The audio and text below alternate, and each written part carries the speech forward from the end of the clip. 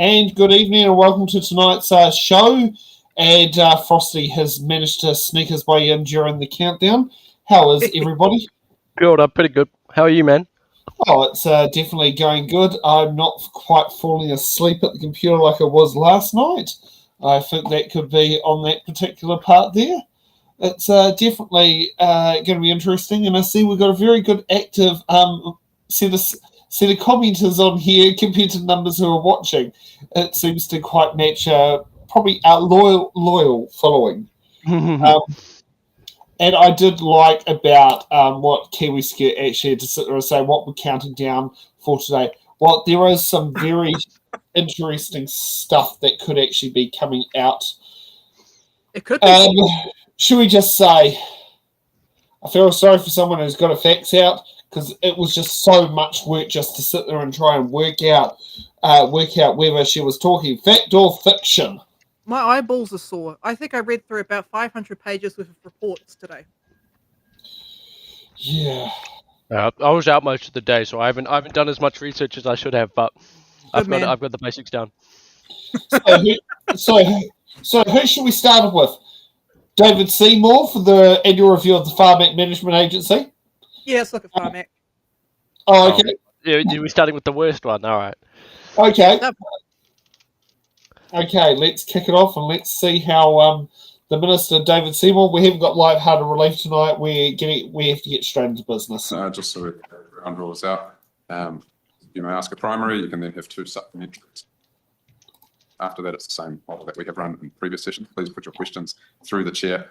Minister, I will hand it over to you. Thank you for being here. All right. Well, look, thank you, as I said, for having me here. It's a very exciting time at PHARMAC on quite a number of fronts. One of them is that the reason people work at PHARMAC is that they like buying medicines for people. And with recent budget uplifts, first of all, filling in the fiscal hole at budget 24 to the tune of $1.776 billion, and subsequently adding $604 million, we now see budgets of around $1.6 billion a year, around $500 million or nearly a third higher than the trend several years ago. That amount of money means that there's been a flurry of activity at PHARMAC as people have sought sought to use the money to buy the pharmaceuticals that New Zealanders deserve and that they've been promised.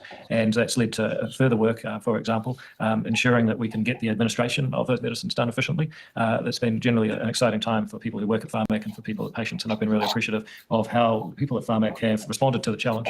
They have stood up and said, right, we've got a job to do. We're going to have to up our work rate. They've done it. And you've seen continuous announcements of new medicines being available to New Zealanders. There's also a few other pieces of work going on. In my letter of expectations, I said that I hoped that PHARMAC's culture would evolve away from being perhaps perceived as an adversarial organisation. And I don't blame PHARMAC for that. Their job was to save money for taxpayers, say no when they had to, and to go toe-to-toe with pharmaceutical companies to get a better deal.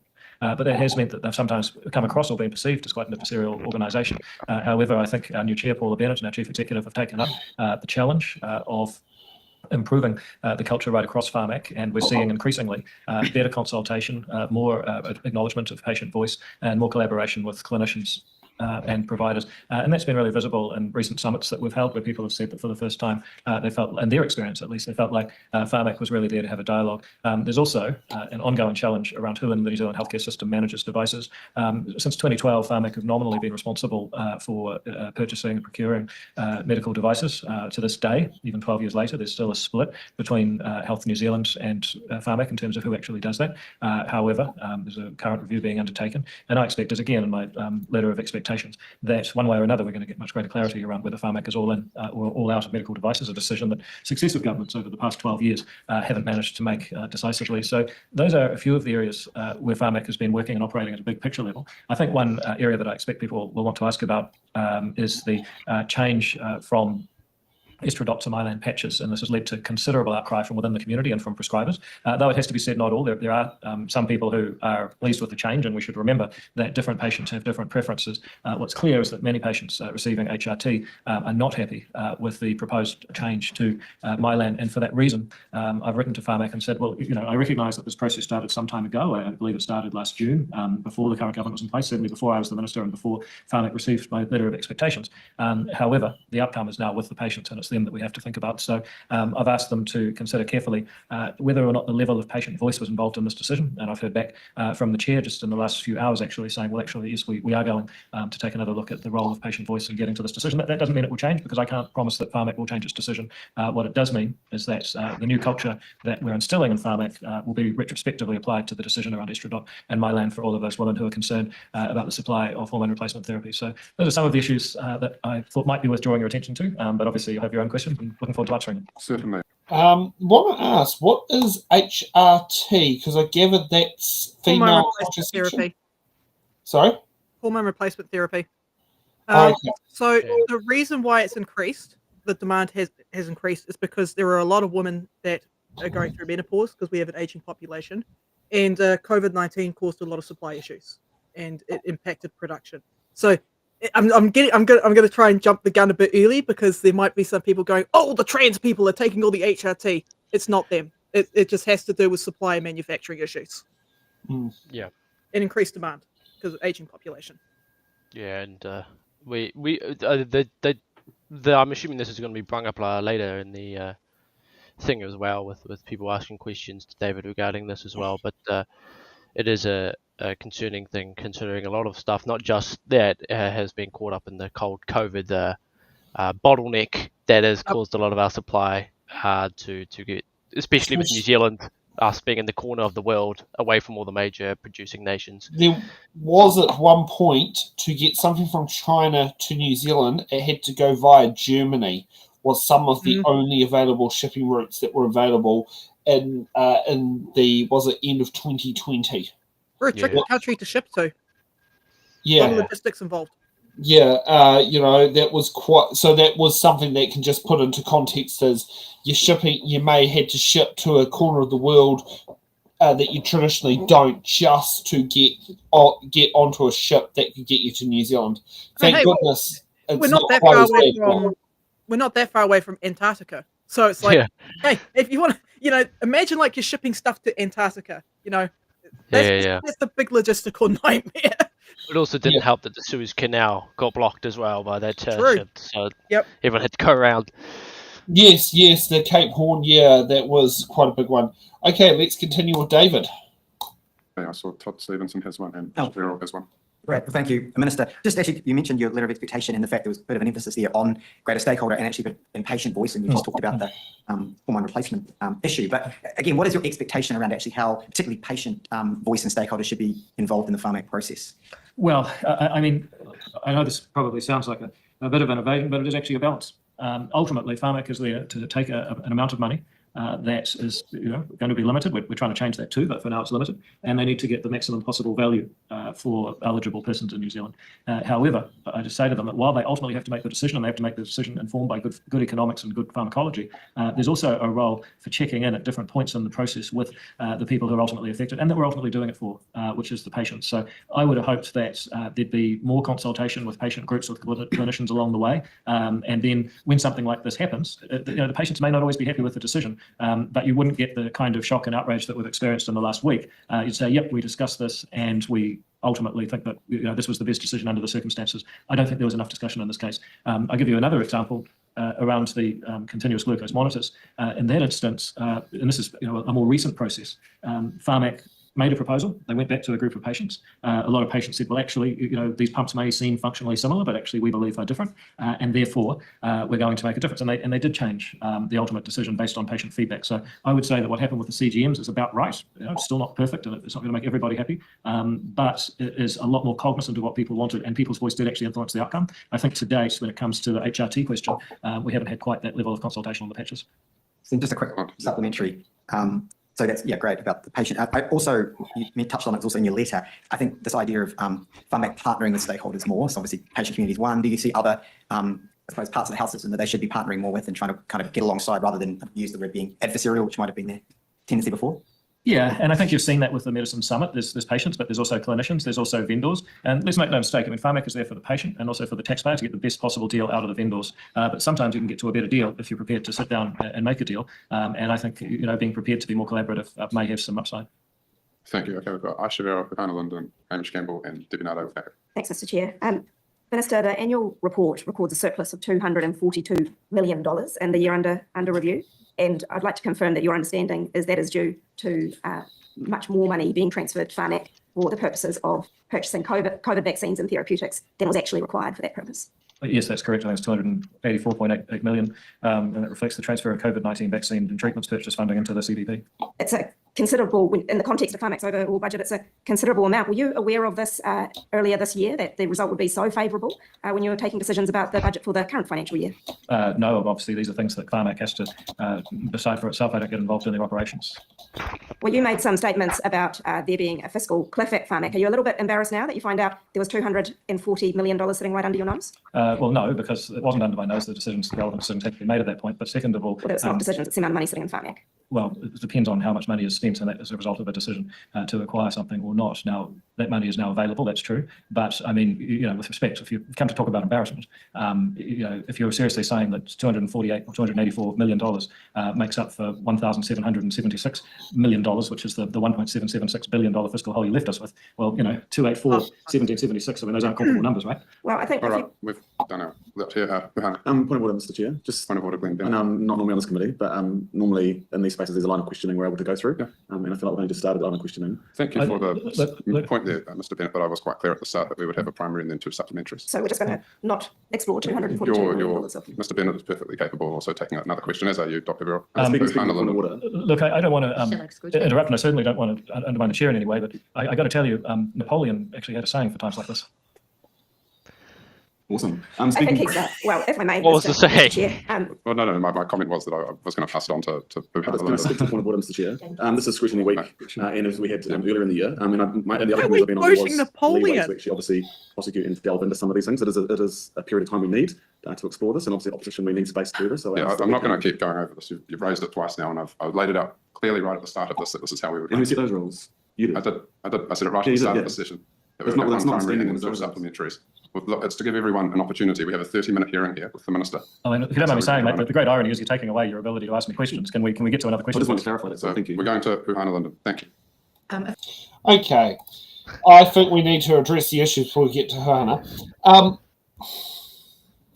Why the hell is Napoleon being mentioned, and why are you trying to dunk on the previous government? I don't know. He did a blame Labour and reference to Napoleon. Yeah, in that segment. And to answer someone's question, the reason why Paula Bennett's there is because David appointed her as the head of PHARMAC earlier in the year. And that is the thing about Scrutiny Week is these people do appear on the show.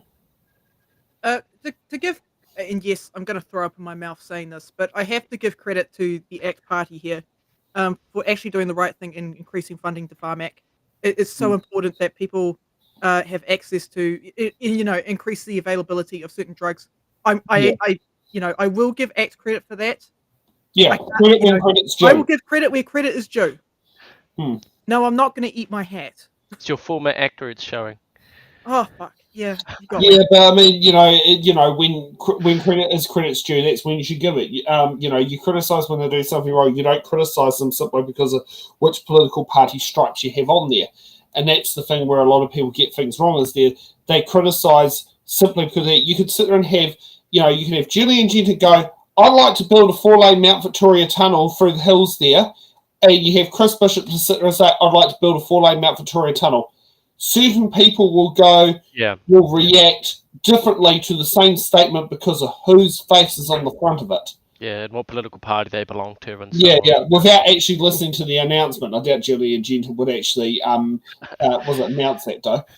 It'd be a 4-lane bike tunnel, not a 4-lane car tunnel. Well, she's not exactly for repurposing the Mount Victoria tunnel for active mode transport because she wants to leave it as is, which I think would be build a new tunnel and repurpose the existing one would be the better approach. But then some people don't want that because bikes can use it, so we can't do that, and now we should force people in wheelchairs to sit there and catch wheelchair taxis that aren't available, or they can sit down and get to the after-hours club by going around the bays that takes 10 times as long from Haitatai.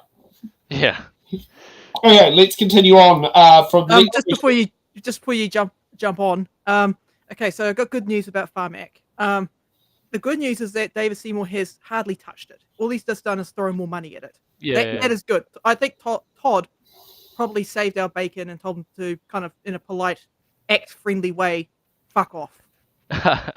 Or he's done exactly what a minister's meant to do, and that's advocate for funding for their portfolios. Well, I also trust David Seymour more than most to handle PHARMAC because it's exactly like the type of thing he believes in. Right, it's the classic libertarian free market thing where you work with the market in order to get the best possible outcome rather than necessarily another it's publicly owned, though. Oh, no, well, it's not privatized, but he probably will. Right, it's on his agenda somewhere. He's got it written in his notes somewhere to privatize PHARMAC. Yep. Yeah. Okay, let's continue.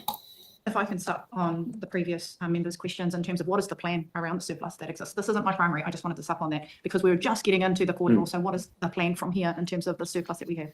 Well, I'll invite the Chief Executive to address that. So the 284 million was the last of the advanced purchase agreements around the COVID vaccine. It was specifically payment for Novavax.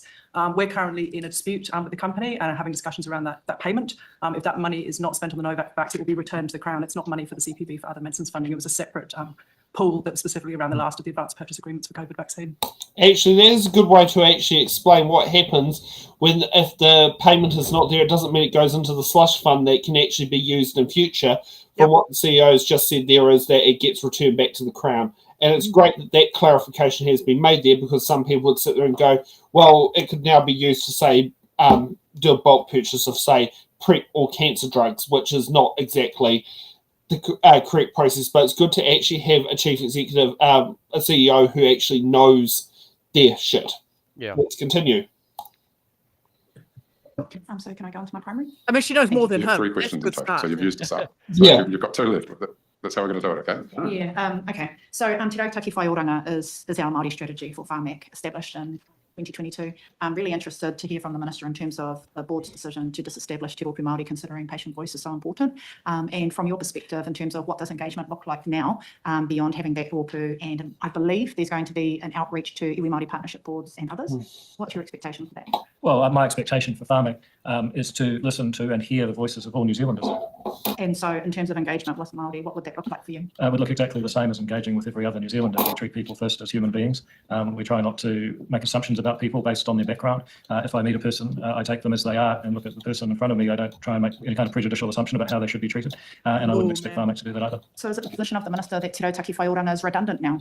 Is it still a priority for the organisation? Well, the priority for the organisation is to treat every patient with the respect and dignity that they do. You have a specific strategy for Māori health. I'll ask that you bring the questions through the chair. I laid that out at the start as well. On this line of questioning, I did generously give you the one and then the two subs after that, even though you had a sub on the other one. We've gone through all of those. We're now going to Dr. Cameron. Thank you, Minister. How do you see PHARMAC contributing to the broader health system's priorities? Well, it's a really interesting question, because if I look at the bigger problem that we have in this country, it's that demographics are aging, healthcare need is increasing, and the further you look into the future, the harder it is for the numbers to add up. This is a problem for everyone. It doesn't matter which political party you're in or what your views are.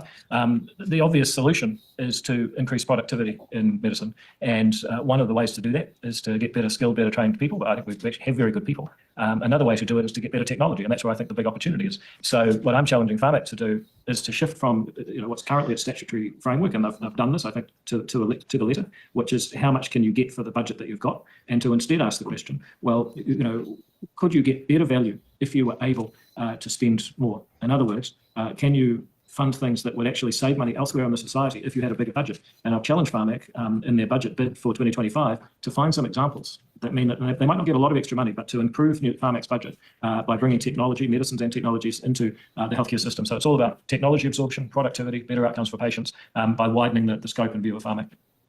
On a limited So does that budget? include where investments may reduce the expenditure in other parts of the healthcare system and also societal benefits as well? Yeah, absolutely. And the government is very excited about social investment, and that means it's expenditure that gives you a return that you can demonstrate elsewhere in society. Our chair, Paula Bennett, was a former minister in a previous government that was also very committed and involved in developing those concepts. And this would be another example of that. All right, that takes us on to... Okay, so... Yeah, I got problems with what he said there, especially in regards to Māori. There are, he's like, oh, okay, everyone's the same, everyone needs the same treatment. That is not the case in medicine. That is definitely not the case in medicine. People have different genetic disorders. Some ethnic groups are more predisposed to developing genetic problems than others. There are mutations you got to consider into account. Māori are at a higher risk of developing cancer. That's not to say that Europeans don't develop cancer, obviously, but they're at a higher rate, so they need a bit more priority, right, in order to see equitable outcomes. And PHARMAC have said that in their report. They said under the section strategic priorities, and yes, I'm going to be reading off my screen. Each priority is underpinned by activities and initiatives to support te tiriti or waitangi. So they recognise te tiriti. They're very specific in that language, not the treaty, te tiriti. Health equity, improved collaboration and engagement, and organisational excellence. So that was the quote that they put in their latest report. Yeah, I find it quite inconsistent with what he said about if we can give PHARMAC more money when he is one of the primary people advocating to cut state departments' budgets. So, and also not just to throw money at the problem. Yeah. His entire argument is that can you find more value for money within the budget you have with everything else, but when it comes to PHARMAC, it's a different level playing field. It's just incredibly inconsistent from him.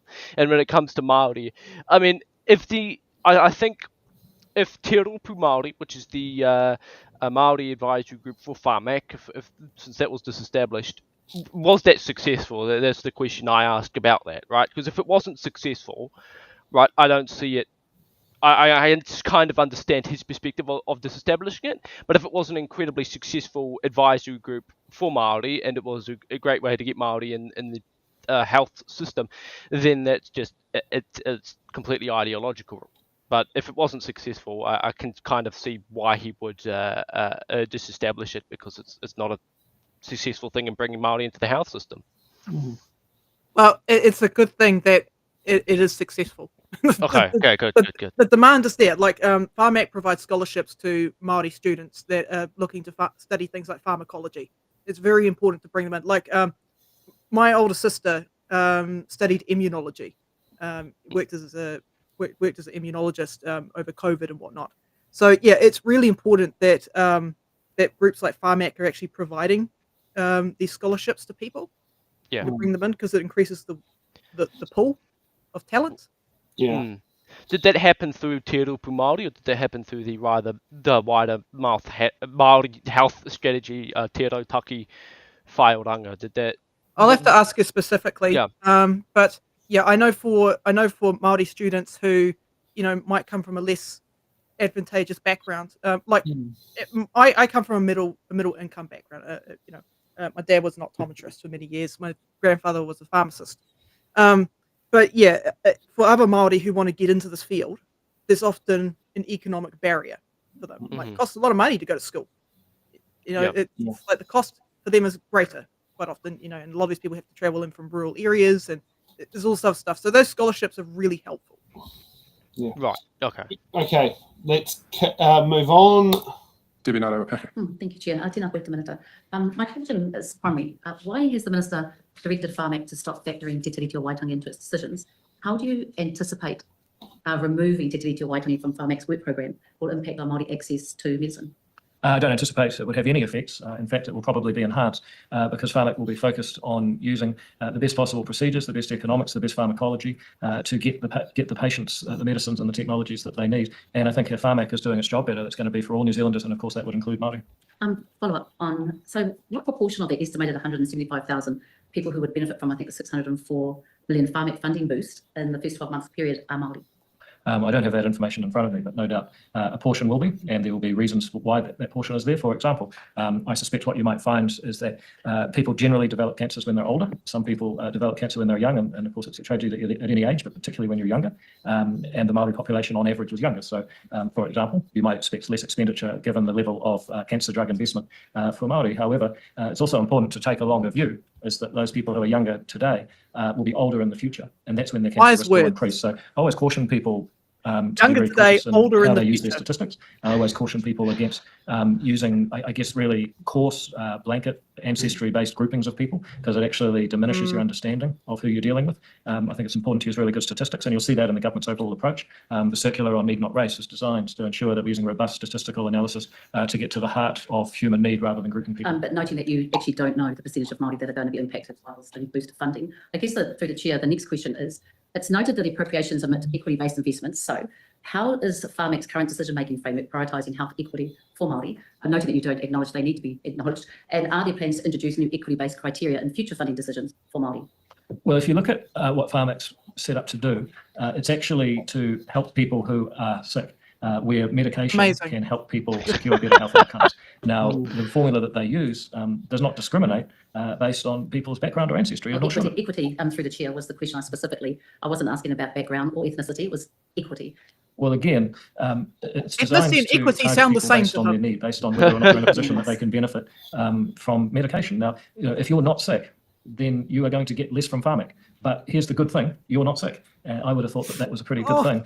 So I don't know what you mean by equity or why you think equity is relevant here. What I do know is that PHARMAC is set up to help people who can benefit from medicines. And to be honest, I'd rather not be someone that needed to benefit from medicines. Absolutely, and I'd rather that we didn't have equity-based questions, but if I can just clarify, because there wasn't an answer, and we have got limited time. We do. This is saying that you don't have equity-based investment for Māori, or you don't recognise that Māori. No, I've addressed your question, and I can talk it through for you more slowly another time, perhaps.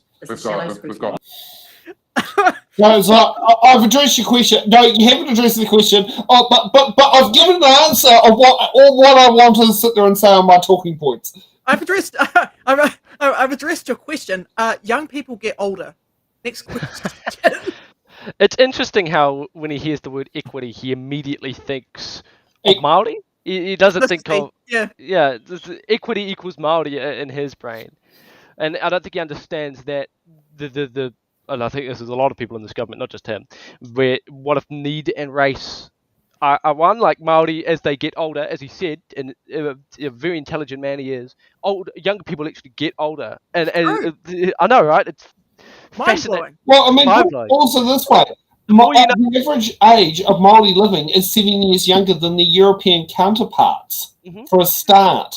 And then if he was talking about long-term planning, which he didn't introduce that either, would you not want to invest more into cancer treatments because Māori are more likely to get cancer as they get older? And my camera's bugging out. Sorry about that. Camera. Yeah. David Seymour. David Seymour broke my camera. Is that bad? But yeah, I don't understand. He seems to be not realizing that need and race can correlate. Yeah, it's just interesting. I can't put my head around that. It's like a bell. It's kind of like a bell curve. You know, it's like you get some Māori that are in absolute poverty. Mm-hmm. You get some Māori that are in the middle. They're doing okay. They do have a little bit of help from the government from time to time. And then you've got really rich Māori, like David Seymour, who doesn't need help. The elite Māoris. Yeah, and it's like a bell curve. You know, every ethnic group has that. David Seymour would be part of that rich Māori. It's a bell curve of needs. Yeah. Okay, let's hear let's see David getting questioned more. I completely. And we're going to. So I was quite clear on how we approach this. You got your primary and a couple of supplementaries. Just because you didn't get the answer, can you please be quiet when the chair is speaking? We need some order in this place, right? Or it's not going to work properly. Just because you didn't get the answer you want doesn't mean that you have the right to just talk over the top of everyone else. We will now move to Jenny Marcroft, followed by Carlos Johnson. Who's this up on the sides, Mr. Chair? Well, we've already had a primary and 3 subs, and we've got other members here who haven't had an opportunity yet. So we're moving over to Ms. Marcroft. Thank you, Mr. Chair. Thank you, Minister. I'm really interested in the timeliness of the process and any changes that your expectation of how long it takes for a medicine to come into the system and then finally get rolled out to the patients that require it. What's your expectation, please? Can you outline it for us? First of all, can I just record? I agree the scrutiny's been a bit shallow on the side, but nonetheless, when it comes to actually delve into it, I guess it's part of the problem. Can you please let the Minister speak? If you want to have a question, then you can get up and take a point.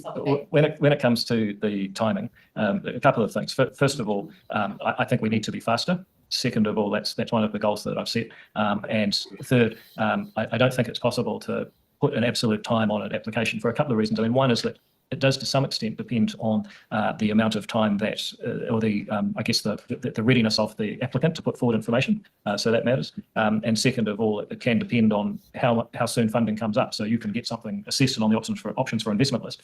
Then it's a question of how much money you have. And in this particular instance, when we got the 604 million additional funds to buy new medicines, there was more than enough on the OFI ready to go.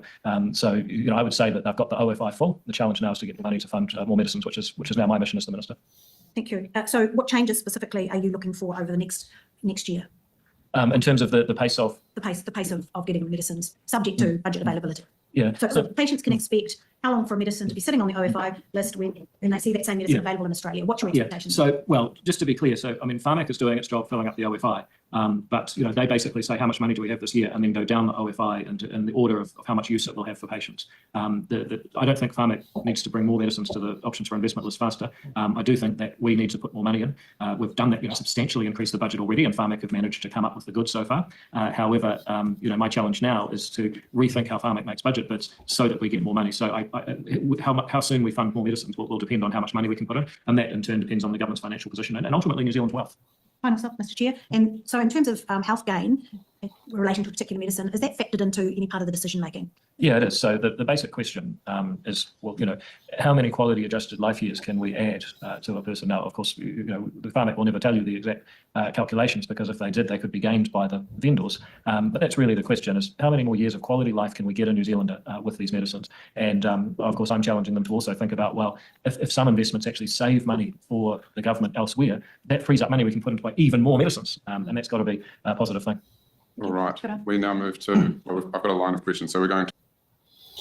Yeah, I'd like to quote not Napoleon, but it's very relevant to this discussion. David Seymour is basically saying, wherever you go, there you are. That's the depth that we're getting from him right now. Yeah, it seems he's saying, he's very good at this. It seems he's saying a lot of words and not actually meaning anything at all.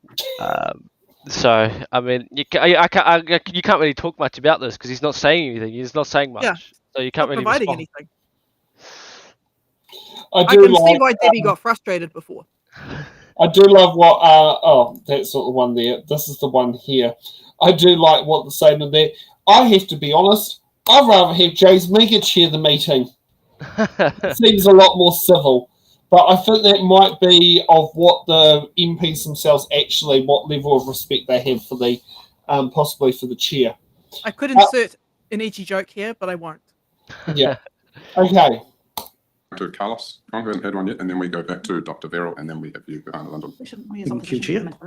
Minister, do you see any differences or changes in the way PHARMAC operate or perform between the first half of the financial year and the second half of the financial year?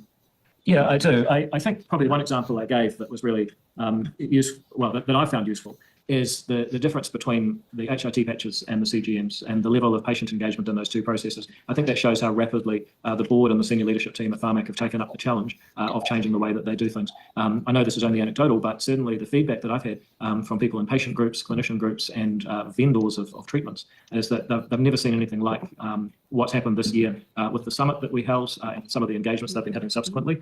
They really feel that there is a change going on, and they're very pleased with the cultural changes that are happening. And I think the other big difference in this financial year, as I began with my opening statement, $604 million of additional medicines that they're buying. That's a lot of medicine. People at PHARMAC, they love buying medicines for Kiwis, and that's what they're doing. So also in saying that, can you more specific, how to get a bundle deal from other pharmaceutical company as well, like when you become the minister? So how to get a deal? Because one thing we know that we try to get a little bit more abundant deal from a pharmaceutical company so we can provide cheaper medicine to the public as well. Can you calibrate a little bit more? Well, look, not really, because that's what they do. I mean, these guys are very, very good at negotiating, working out what the other side needs and what New Zealand patients want is what they do. And I don't get involved in any particular negotiation. I can't direct them to do something differently or pay these guys more or buy that. That would be very wrong. So you'd be much better to ask the chair or the chief executive about how they go about making those deals and bulk purchasing and so on. So, Chair, my last supplementary is, what other improvement we can expect with the long-term work program? Well, I think I've gone through this. So the way that we budget, justifying getting more money for medicines by saving money elsewhere, the way that we relate to other organisations within the medical sector, and our role in relation to devices, all of those things are changing. Thank you, Mr. All right, thank you, Dr. John. Okay, now there is a question that has to be asked: is why is he the chair of the committee? So every time a government goes into power, they can typically the government tends to have the chairs of most of the select committees. Some do by convention opposition control, but most of them are controlled by the government. And he was the one that was nominated for to be chair of the committee. Typically, because the proportionality of select committees have to be proportional to the representation of Parliament. Often government MPs sit on more select committees than opposition MPs. And I mean, it's obvious considering about 25% of our legislature is in the executive. So you've only got 75%, instead of say 80% to sit on select committees. So that would do it, and that was who National chose to appoint as the chair for this particular select committee. To be honest, it's just a glorified role. It doesn't really matter. You have to have chair of select committee, and that was just who National sat there and chose to appoint. I mean, yeah, judging by his history, it's probably best to keep him out of the way of things. they could cause controversy. I can see Todd has done a good job keeping David away from PHARMAC, because David has barely got any answers to those questions. Good job, Todd. Yeah. Okay, let's. See, Todd should be in the seat there. He'll do a better job. Okay, let's continue. 1.5 minutes left, Dr. Verrill. Thank you, Mr. Chair. Minister, we heard repeatedly in the last government from women when we consulted on the women's health strategy that they don't feel that their concerns are heard and taken seriously in the health system. I note your comments about consultations, but can women expect responsiveness from PHARMAC when it comes to the issue of hormone replacement for menopause? I certainly think they can. If you look at what's happened just in the last 168 hours, once I became aware that there was serious disquiet from patients, I was in discussions with PHARMAC. I've written to them. They've written back. So within 1 week, 168 hours since last Monday morning, we have changed the scripts, and we're now taking another look at how we go about this procurement, and is there a way that we can do it differently. Now, obviously, there's going to be a whole lot of technical challenges. Can you get Estradiol back to the table? Is that even an option? What happens with our budget constraints? What commitments are already made to Mylan? There's a lot of stuff there, and I'm not using that as an excuse. I'm just saying there's some of the practical realities that they may face that I'm aware of. However, I've been really clear. We need to hear patient voice. I agree with you. Women feel like they haven't been listened to for too long in healthcare, and we're doing everything we can in the short space of time to change that script. When will women hear back next from PHARMAC?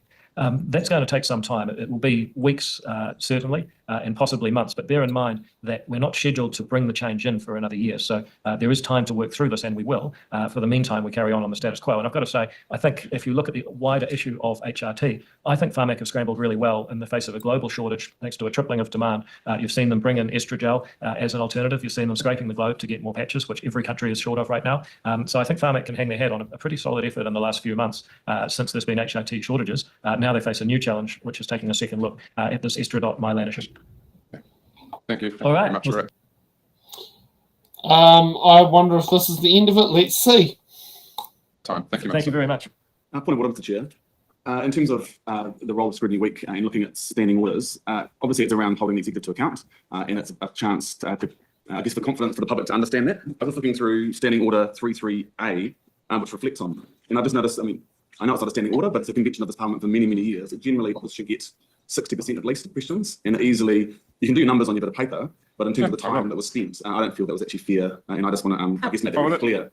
We're still live here, Mr. Bennett, and I do have the numbers here, and we can discuss them afterwards, but I think we've had a pretty fair shot at it. You might not have gotten the answers you want. I appreciate your point of order. But also looking at what standing orders actually say. I will leave this now, and we will move out of public. Please turn off the cameras. Please turn off the cameras. It's like, okay, Sam is like, okay, I'll meet you outside in the car park. Oh, God. It's like, Jesus, Sam. I'm not impressed with the way he was handling that. As I say, I mean, I've mentioned who I actually like as probably the best chair I've seen dealing with it in this term is James Meagher, but put it this way, he's had way more select committee bills than any other party that's been out there. And probably the other one that I would say has been good, but hey, I'm a bit biased. It's Uncle Andy. Yeah, I can picture Andy Foster doing a good job. Yeah, he knows how to cheer. Yeah. Gee, I love it when Blake's going to put us on there. But so, now, let's get to the fun part. Nicola Willis. Oh, man. Please beware, some people's brains have been fried in order to sit there and bring out some facts to make this show happen. I've just find my document.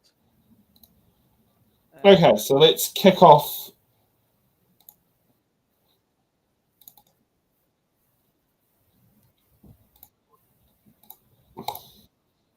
Okay, all right, here we go.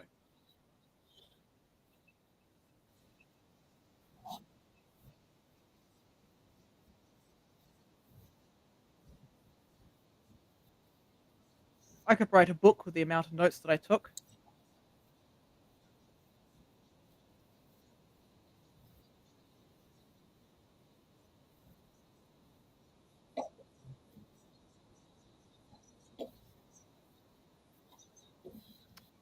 I wonder where Levi's gone.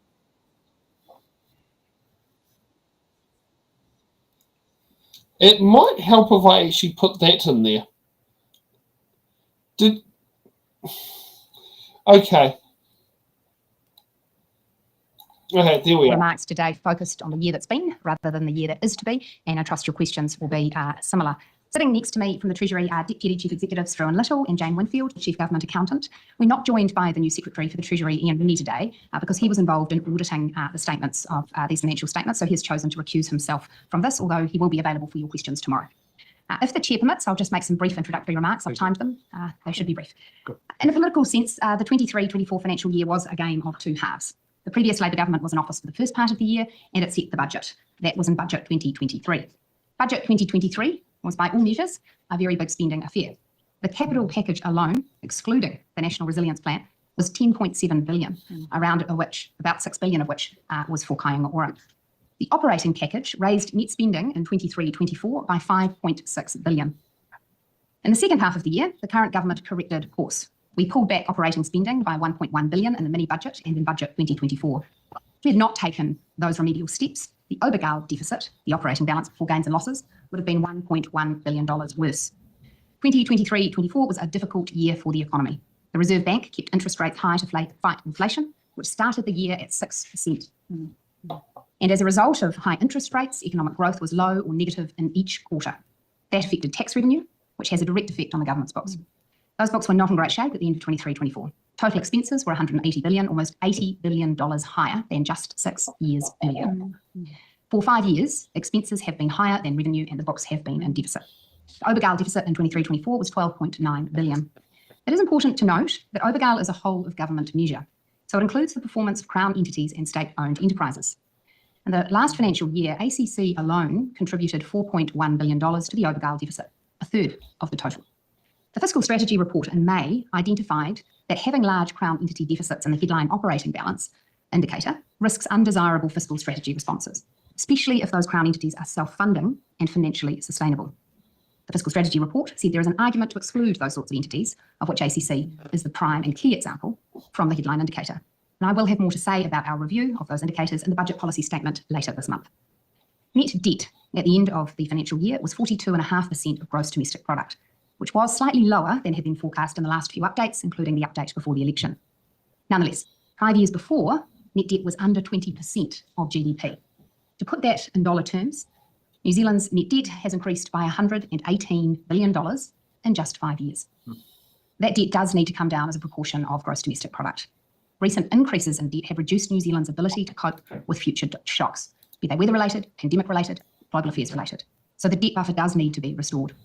Overall, the financial statements show that New Zealand's fiscal position has deteriorated over the past 6 years, and that is a situation that is hard to turn around. The task hasn't been helped by ongoing forecast revisions. Each downward revision of the Treasury's economic growth forecast has made it harder for the government to bring revenue and expenditure back into balance, and harder to put net debt to GDP on a downward trajectory. But both those things need to happen, and that is reflected in our fiscal strategy. Looking ahead, the next fiscal check-in is in 2 weeks, as I say, when I release the budget policy statement and Treasury publishes its half-year update. If I can conclude, where New Zealand sits right now, I see 3 paths for us. The first is a path in which we blindly bake in unsustainable levels of government spending and budget deficits into the future. This would lead to accelerating debt levels, less and less buffer for emerging demographic challenges and external events. I know some members opposite have indicated their comfort with that course, with perpetually delayed surpluses and additional debt. I would say to those members, there be dragons. Sorry, the second path that we could choose to take is a dramatic and sudden reduction in government spending in order to urgently bring the books back to balance. The judgment I and the government have made is that that is both unnecessary and would also result in painful impacts for New Zealanders, requiring ultimately significant reductions in welfare supports and frontline services. The third path, and the path that we have chosen as a government, is the balanced path, in which we commit to gradual consolidation of the government spending position, and in which we commit to growth as the key lever for returning our books to health. Ultimately, members, it is growth in the economy that will give New Zealanders the better job choices and opportunities we all desire for them. And ultimately, it is growth that will put our books in a healthy position to invest more in the frontline services we all believe in, but also to ensure that we leave a sustainable financial situation for our children and grandchildren. I'll leave my remarks there. Thank you very much. She's bringing balance to the horse. Okay. So you can see how with her opening statement, I fell down a complete rabbit hole. So you mentioned this one, mentioned this thing. This. I was like, okay, I've got to read all the reports. So what is the National Resilience Plan?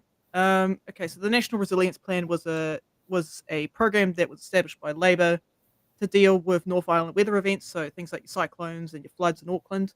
$6 billion was put aside from the multi-year capital allowance, or MYCA, to provide flexibility in project funding. In stopping this approach, as Nicola said, means that funds will be returned to the centre and remain available for projects prioritised by Cabinet. So basically she did a yoink, we're going to take that money back. And I'm going to quote her. Using traditional budget processes is preferable, since by assessing proposals through standard Cabinet decision processes, we'll be better supported to make system-wide trade-offs, which ensures that our funding decisions support high-value priority proposals, aka, and I'm going to insert this one in, aka roads. I seek agreement to discontinue the NRP and return unallocated funds of 3.239 etc. billion to the MYCA and budget 2024 operating allowance. There's so much I could talk about. I could go into Kying order, I could go into the ACC, go into COVID response. How long are we going to be here tonight if you did? We will never get the show done. But yeah, so I'll just tackle one thing at a time as they come up. But yeah, okay. I just thought it was to bring up National Resilience Plan and what. Sorry, and I hope Frosty gets his camera sorted. By the sounds of it, it's taking a bit longer than planned. Okay, let's kick it off. Thank you, Mr. Chair. So, Minister, do you take responsibility for the results in the financial statements? I take responsibility for our fiscal strategy, and as I said, we had a year of 2 halves. We had a number of decisions that were baked in by the last government, and I cannot take responsibility. Talking about one of the highest OBGAL deficits in recent memory, well, the Minister spoke for almost 10 minutes. Yes, you've still got to give her a chance to answer. And she said, she referred to her answer in her opening summary, so I'm just going to leave it there. So she's answered it, she's addressed it. So the next question, talking about one of the highest OBGAL deficits in recent memory, the core Crown segment, and I stress that, core Crown segment, not ACC, contributed $5.8 billion to the OBGAL deficit, a worsening of $1.6 billion from the previous year. Why is that? Well, I want to take you through that because Budget 2023 contributed 5.6 billion to the Obergau deficit in the last financial year, so your government's last budget. But that was dwarfed by Budget 2022, which contributed 9.8 billion in new spending to the Obergau in that year. And Budget 2021 contributed 5 billion. That's a total of 20 billion over those three budgets. So you can see how a big few spending years add up and have long run impact such that we are still feeling them in the last financial year, which we are discussing today. There would have been a much smaller Obergau deficit in 23-24 if the previous government had shown some discipline in its spending. You're still running larger deficits than any other year, except for at the height of COVID. You have said that there's $100 billion worth of $1 billion worth of reckless spending. What wouldn't you have done then? I have to say, it's very difficult for me to ascertain what the member's position is. Is it, as she said, No, it's not about my the return position. to I'm surplus asking is your not something we position. should focus I'm on? Or asking is your it, position, Minister. or is it that you believe that she's current asking me, but she's deficits not. are She's not unsustainable? The course that we have chosen, as I have laid out, is one in which we have made deliberate and careful decisions to reduce spending in areas that we did not believe were driving value for New Zealanders. In particular, the 1.1 billion that we managed to reduce in the last financial year. And in the recent budget which we delivered, we set out more than $23 billion worth of savings over 4 years. And I cannot help but point out the convenience that the member affords herself, in which every reduction we make she criticises, and yet somehow she wants to take the high ground on the deficit. Minister, this is your financial statements. So the question is, if you're saying growth is the only way to be able to address the deficit, can you rule out any new revenue measures in this term? I did not say growth was the only way to reduce the deficit. So can you rule out any new revenue measures this term? I specifically set out that the way to reduce the deficit... deficit... Can you rule out any new revenue measures this term? If you want to ask a question, you should have... It is a simple question. She's given her a chance. She's only just started. Simple question. You're using up the time. That's fine. I'm very happy to set out for you how we intend to reduce the deficit. This will happen in three key ways. The first is driving more value from existing spending to ensure that we are getting maximum impact from the taxpayers' dollars of which we are custodians. And that involves, on an agency-by-agency, initiative-by-initiative basis, carefully ensuring that our dollars go to key priorities, whether that's additional police, whether that's structured literacy in our classrooms, whether that's more cancer medication hospitals. The second way that we will be able to reduce the deficit over time is, as a member points out, by ensuring that we are driving the growth trajectory higher over time. And we do that by operating a range of policy levers. Unfortunately, there is no silver bullet, members, but things like fast-track consenting to ensure that major infrastructure projects can get off the ground. Such as roads, but not railways, ensuring that we're actually lifting achievement in our schools will be a significant contributor to our economic potential. And the third way that we can ensure that the deficit is reduced is making sure that we are taking fair spending and revenue decisions over time. I have published the government's tax and social policy work program that is available to the member to reflect on. So, all right. So let's talk about ACC for a moment, because the price, the amount that ACC spending has gone up. So the outstanding claims liability calculation increased by 8.7 billion to 60.2 billion as a result of court decisions which have expanded scheme boundaries, expected increases in claim volumes, cost of claims, and ACC's declining rehabilitation performance, which was partly offset by the impact of discount rates and inflation. So we are seeing an aging population. We are seeing a population that has more needs, and we are seeing a lot more work injuries. That's what I found too, looking at the data. There's a higher proportion of injuries requiring time off work, so that impacts productivity and the amount of stuff that's generated during recovery, and the length of time injured workers are unable to work has been growing. I don't have data for this, but I have a suspicion, a hypothesis that this has to do in part due to maybe reductions in work safety compliances and also an aging population, and perhaps a more inexperienced workforce coming in. So the cost of services ACC provides to support recovery have also increased significantly over the past 3 years. So that comes in with your supply issues and people who offer rehab and work in administration stuff moving over to Australia. There's a lot there to unpack. Yeah, and I mean, I don't know as much about this issue as you, obviously, but I think there's a lot of issues with ACC, and I believe the Greens are the only party with something to do with ACC. I could be wrong, but the Greens have a policy, at least in the 2023 election, regarding ACC. But I read a brilliant article by Sir Geoffrey Palmer in the New Zealand Herald, I think it was, and that was about since ACC is so flawed, and the fact that the report that bring it into New Zealand. The Woodhouse report wasn't actually fully followed through. There needs to be another Royal Commission in order to actually resolve the flaws currently, because it is so comprehensive within the system that at the moment you can't do it by just tinkering around the edges. Yeah, that's true. Yeah. Okay, let's hear more from the Minister. So apart from revenue measures, which may be revenue positive in the tax policy work program, assuming that none have been withheld because they're under active consideration, can you rule out any new revenue measures this term and any increases in levies apart from those that are statutorily required to be adjusted? No, and I'll give you the key example that I have in mind when I give you that answer, which is that, like the member, we have formed the view that public-private partnerships for infrastructure delivery will be a key tool for overcoming our infrastructure deficit.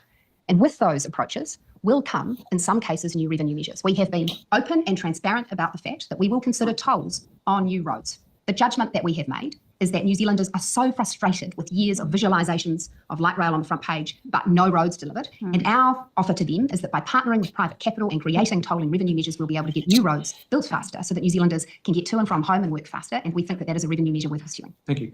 Look, thank you, Minister. Obviously, you've spoken about the huge amount of net debt that you've had to deal with, 118 billion. Obviously, government debt needs to be serviced. What were financing costs in 23, 24, and how did this compare to other years? Look, that's a really good question, because I, again, would point to the fact that some members around this table have seemed to suggest that debt is costless.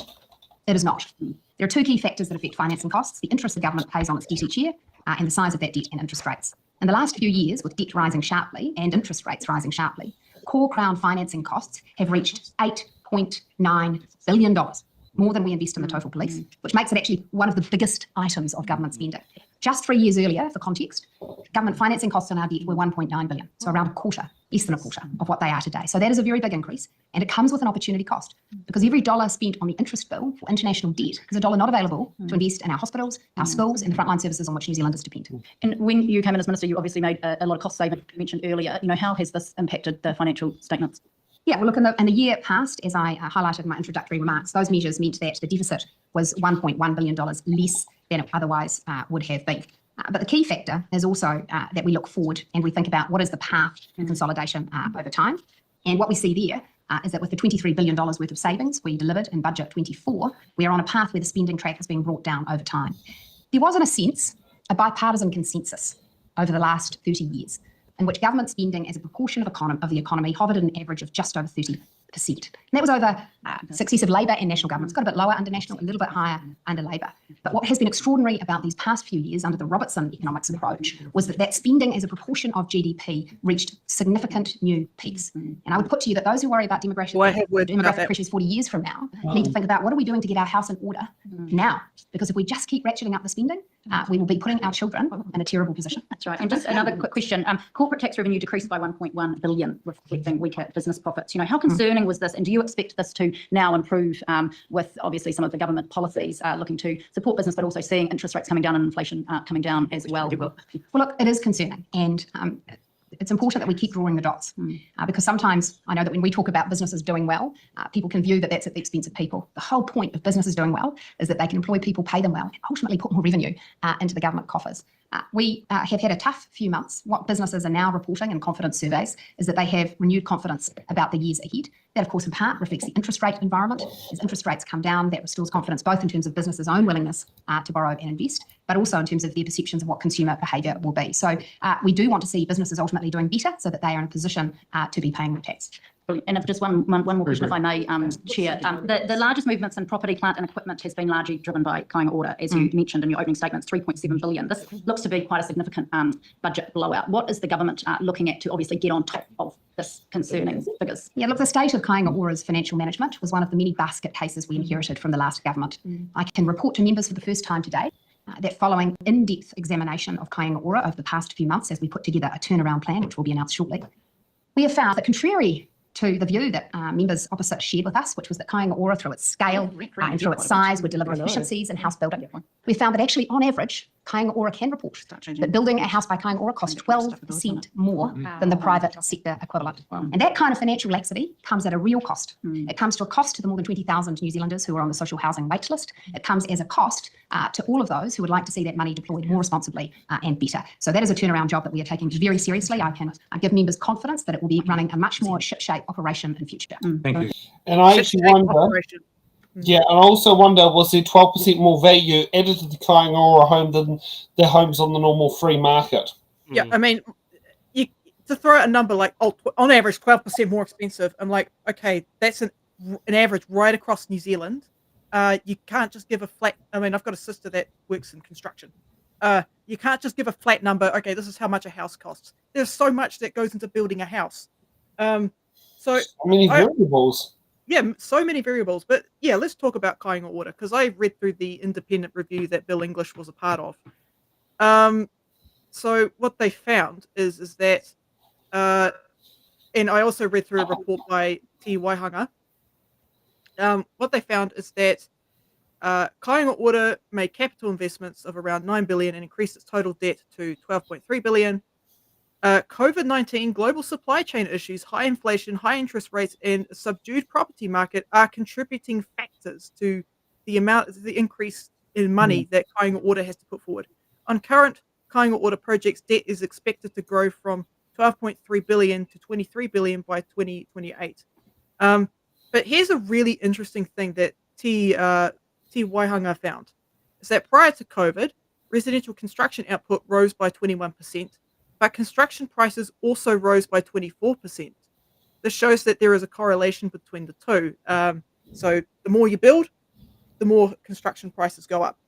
When we try to build more, we must buy each 1% increase in residential construction output at the cost of 1.2% inflation. In comparison, when we compare New Zealand to other countries like Australia, they can buy each 1% increase in output, so the amount of houses that are being built, at the cost of 0.6% inflation.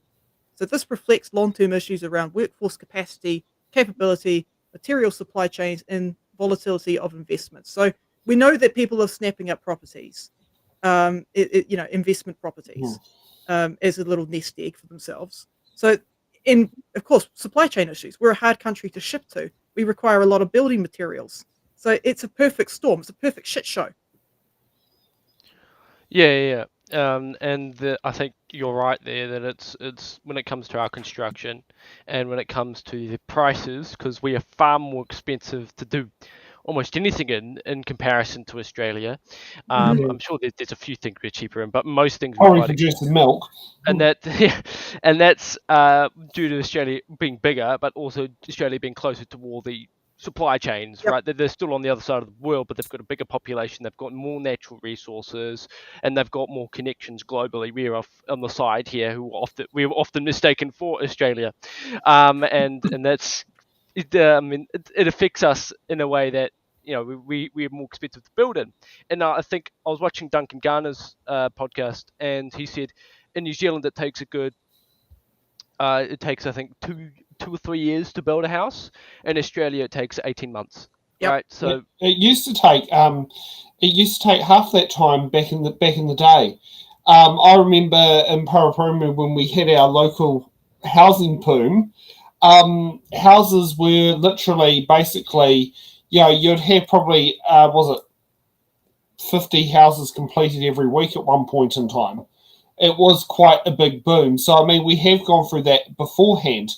But it's the way we do it. Do we build houses from scratch, or do we have them pre-assembled and then sit there and trucked out? The ones that are pre-assembled can be set there and put up a lot quicker. Yeah, I mean, there are problems with the RMA that put restrictions on where you can build and what you can do. And, councils do need internal expert panels that can help speed this stuff up. And that's what RMA commissioners are for. Yep. Or in the case here, Tauranga District Council having to get their building inspectors from Palmerston North because they have none. Yes. Yeah. A big issue too is, and I was talking to my older sister about this, who's going to be starting work in construction pretty soon, is that a lot of tradies that are graduating are going over to Australia. Yeah.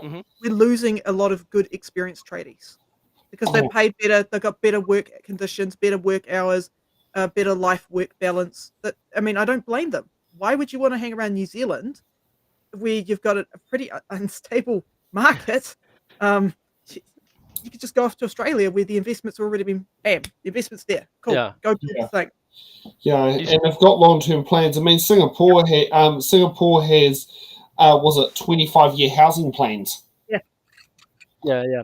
It used to be here that we had a better work-life balance, but Australia paid better. But now it's not even the case like that anymore. You know, we don't even have a good, better work-life balance when it comes to jobs, and then Australia still pays better. You know, it used to be our one attractive quality is that you might get paid less, but you get to have a better, more time with your whānau and stuff. But that isn't the case anymore. No, and you're expected to work ridiculous hours just to sit there and basically just scrape by.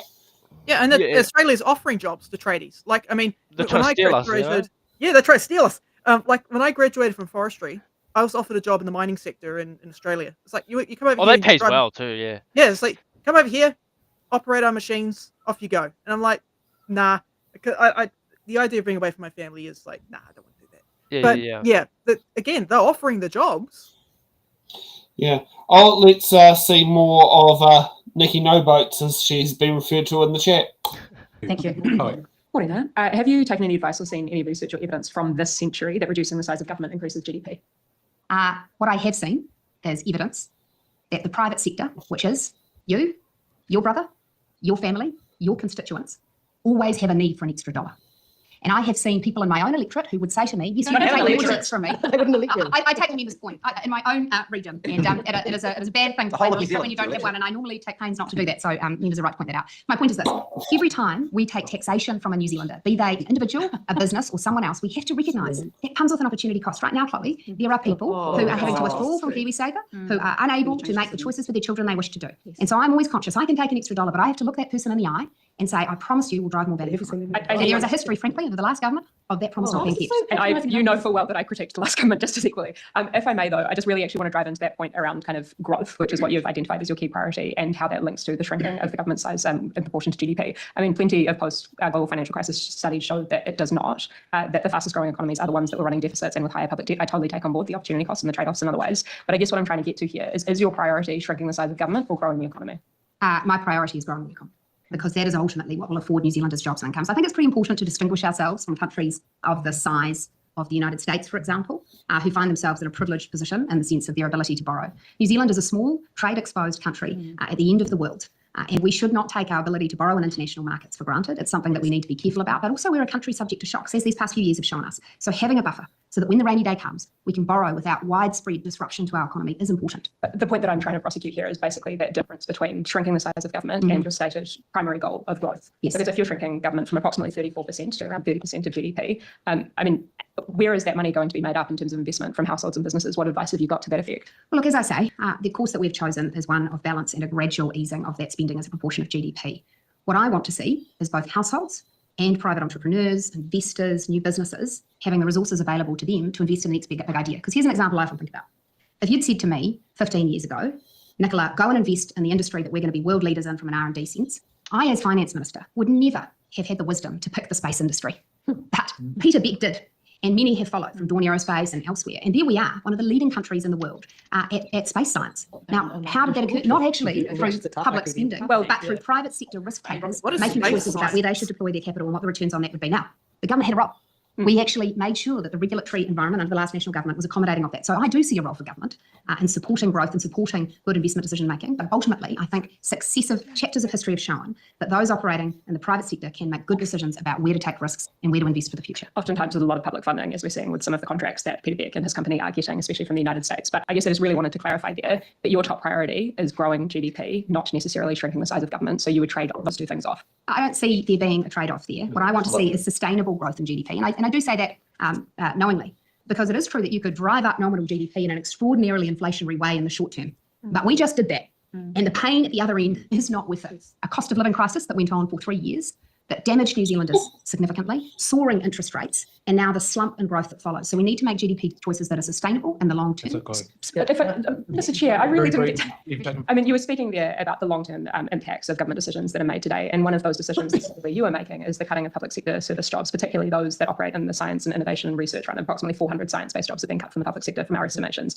To that effect, I mean, with those cuts, do you agree that we will see a lot of expertise and skills going overseas that it will be incredibly difficult to get back without a whole lot of investment? Yep. Well, there are two parts to your question. The first part of your question is about public service job reductions, and as I outlined in some detail at the Public Administration Select Committee yesterday, those numbers have been grossly exaggerated. There has frankly been misreporting in which vacancies that were closed were reported as job losses. Actually, a practice had built up over several government agencies in which they maintain significant numbers of job vacancies without real people in them in order to have more discretionary funding available to them. Now, my view is that ministers should be accountable for where spending goes, and so that practice of holding large numbers of vacancies is not one that we have sustained. But the second part of your question is about people moving overseas. And I have to say that this is one of the driving motivators for me in politics, that I think New Zealand is the greatest country and has massive opportunity, but New Zealanders need to see that. And so when I see people choosing to follow their aspiration offshore, that hurts, but I also see that that is the consequence of the economic decisions that have been made in the past few years.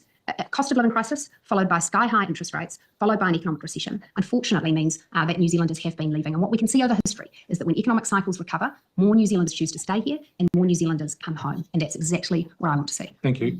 Natty. I think that is very low to say of her electorate trying to consider Ahario. She did not win it. She did not convince the voters to vote for her. Ohario saw right through her.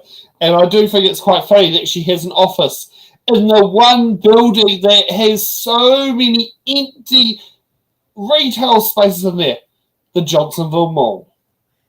I mean, well, I mean to ship more, but you know, I come from Porirua, so we have the best mall there. So any other mall there is pretty crap. But I think on the topic, Nicola Willis is very good at identifying the problems. It just doesn't seem she's very good at giving the solutions out to those problems.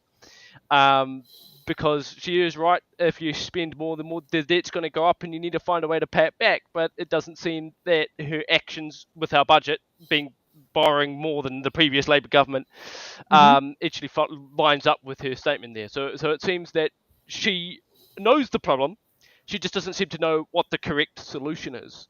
Which of course there isn't one, but it seems to be the solution that the solution that she wants to go down isn't the right one because it seems completely contrary to what she's saying, or everything else. Yeah, I mean, National has a history of underinvesting, and I looked at the data around this. I actually, again, I refer back to Te Waihanga. They found that over the 1965 and 1977 period, that there was a good balance between public and private sector capital, and the ratio was at 0.45 to 1. What year was this, sorry? So this was over the period of 1965 to 1977. It's on the screen just so you can look at it.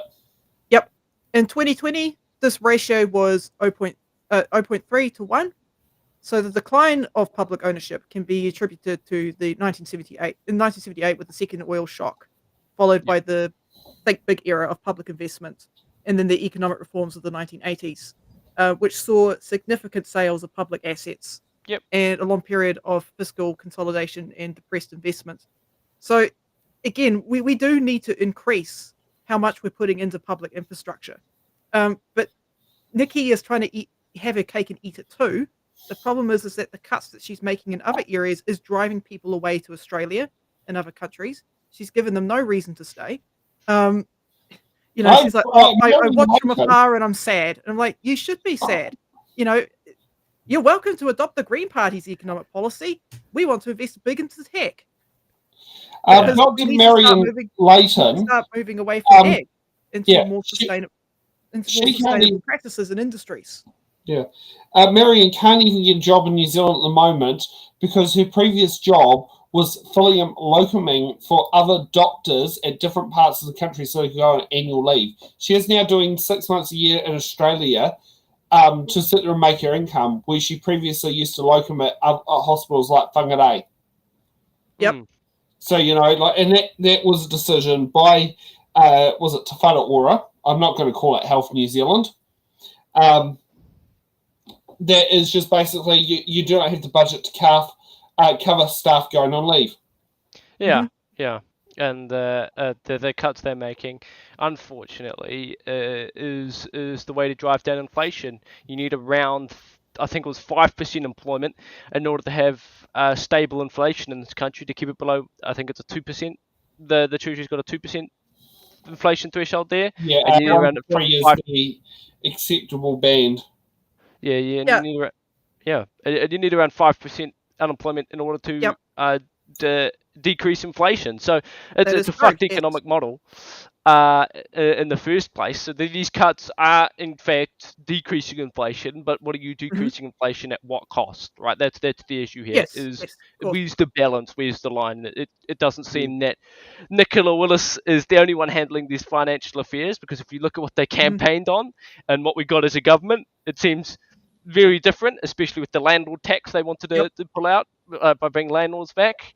And it seems there's, I think the saying is, there's too many cooks in the kitchen, and you're seeing the three different people with three different ideas and views on how New Zealand should go, with New Zealand First Act and National, trying to pursue and compromise through all their policies, and we're seeing it not go so well so far. I mean, if there's a turnaround in the next year or so, I'll eat my words, but that doesn't seem likely.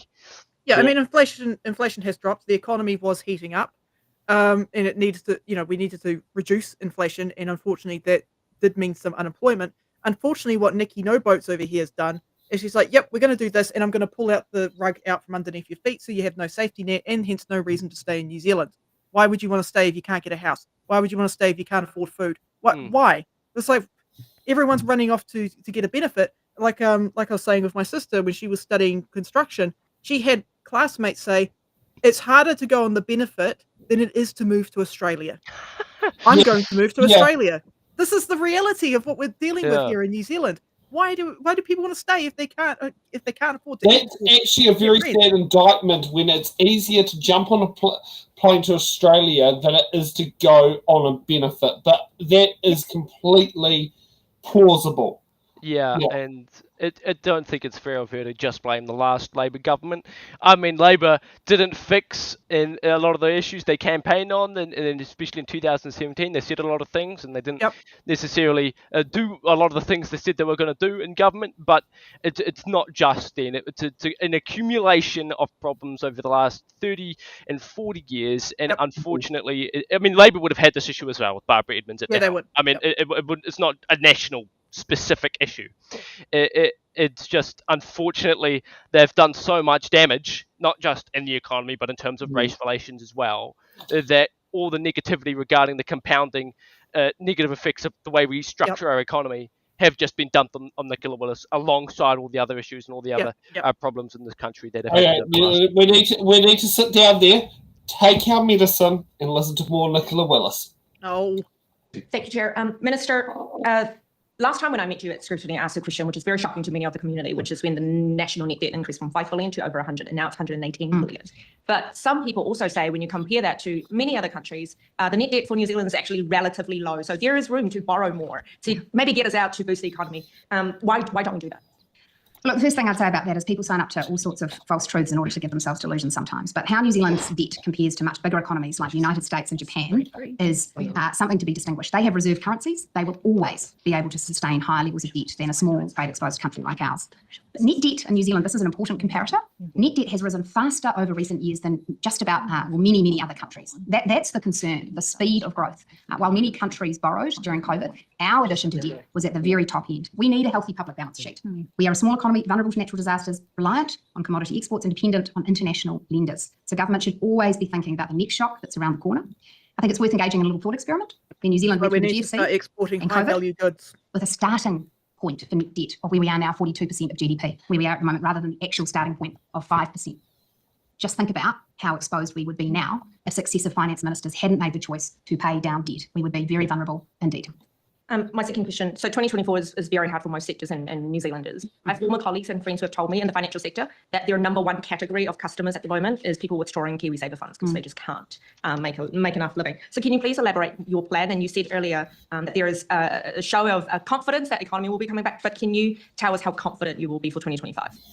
Yeah, well, look, when I look ahead to 2025, in real terms, it's going to be a much better year on the growth front than the year we've just had. After several years now of dipping in and out of recession and very low growth, next year, the Reserve Bank, among other economists, is forecasting sustained growth, around 0.6 quarter on quarter, so just over 2% for the year.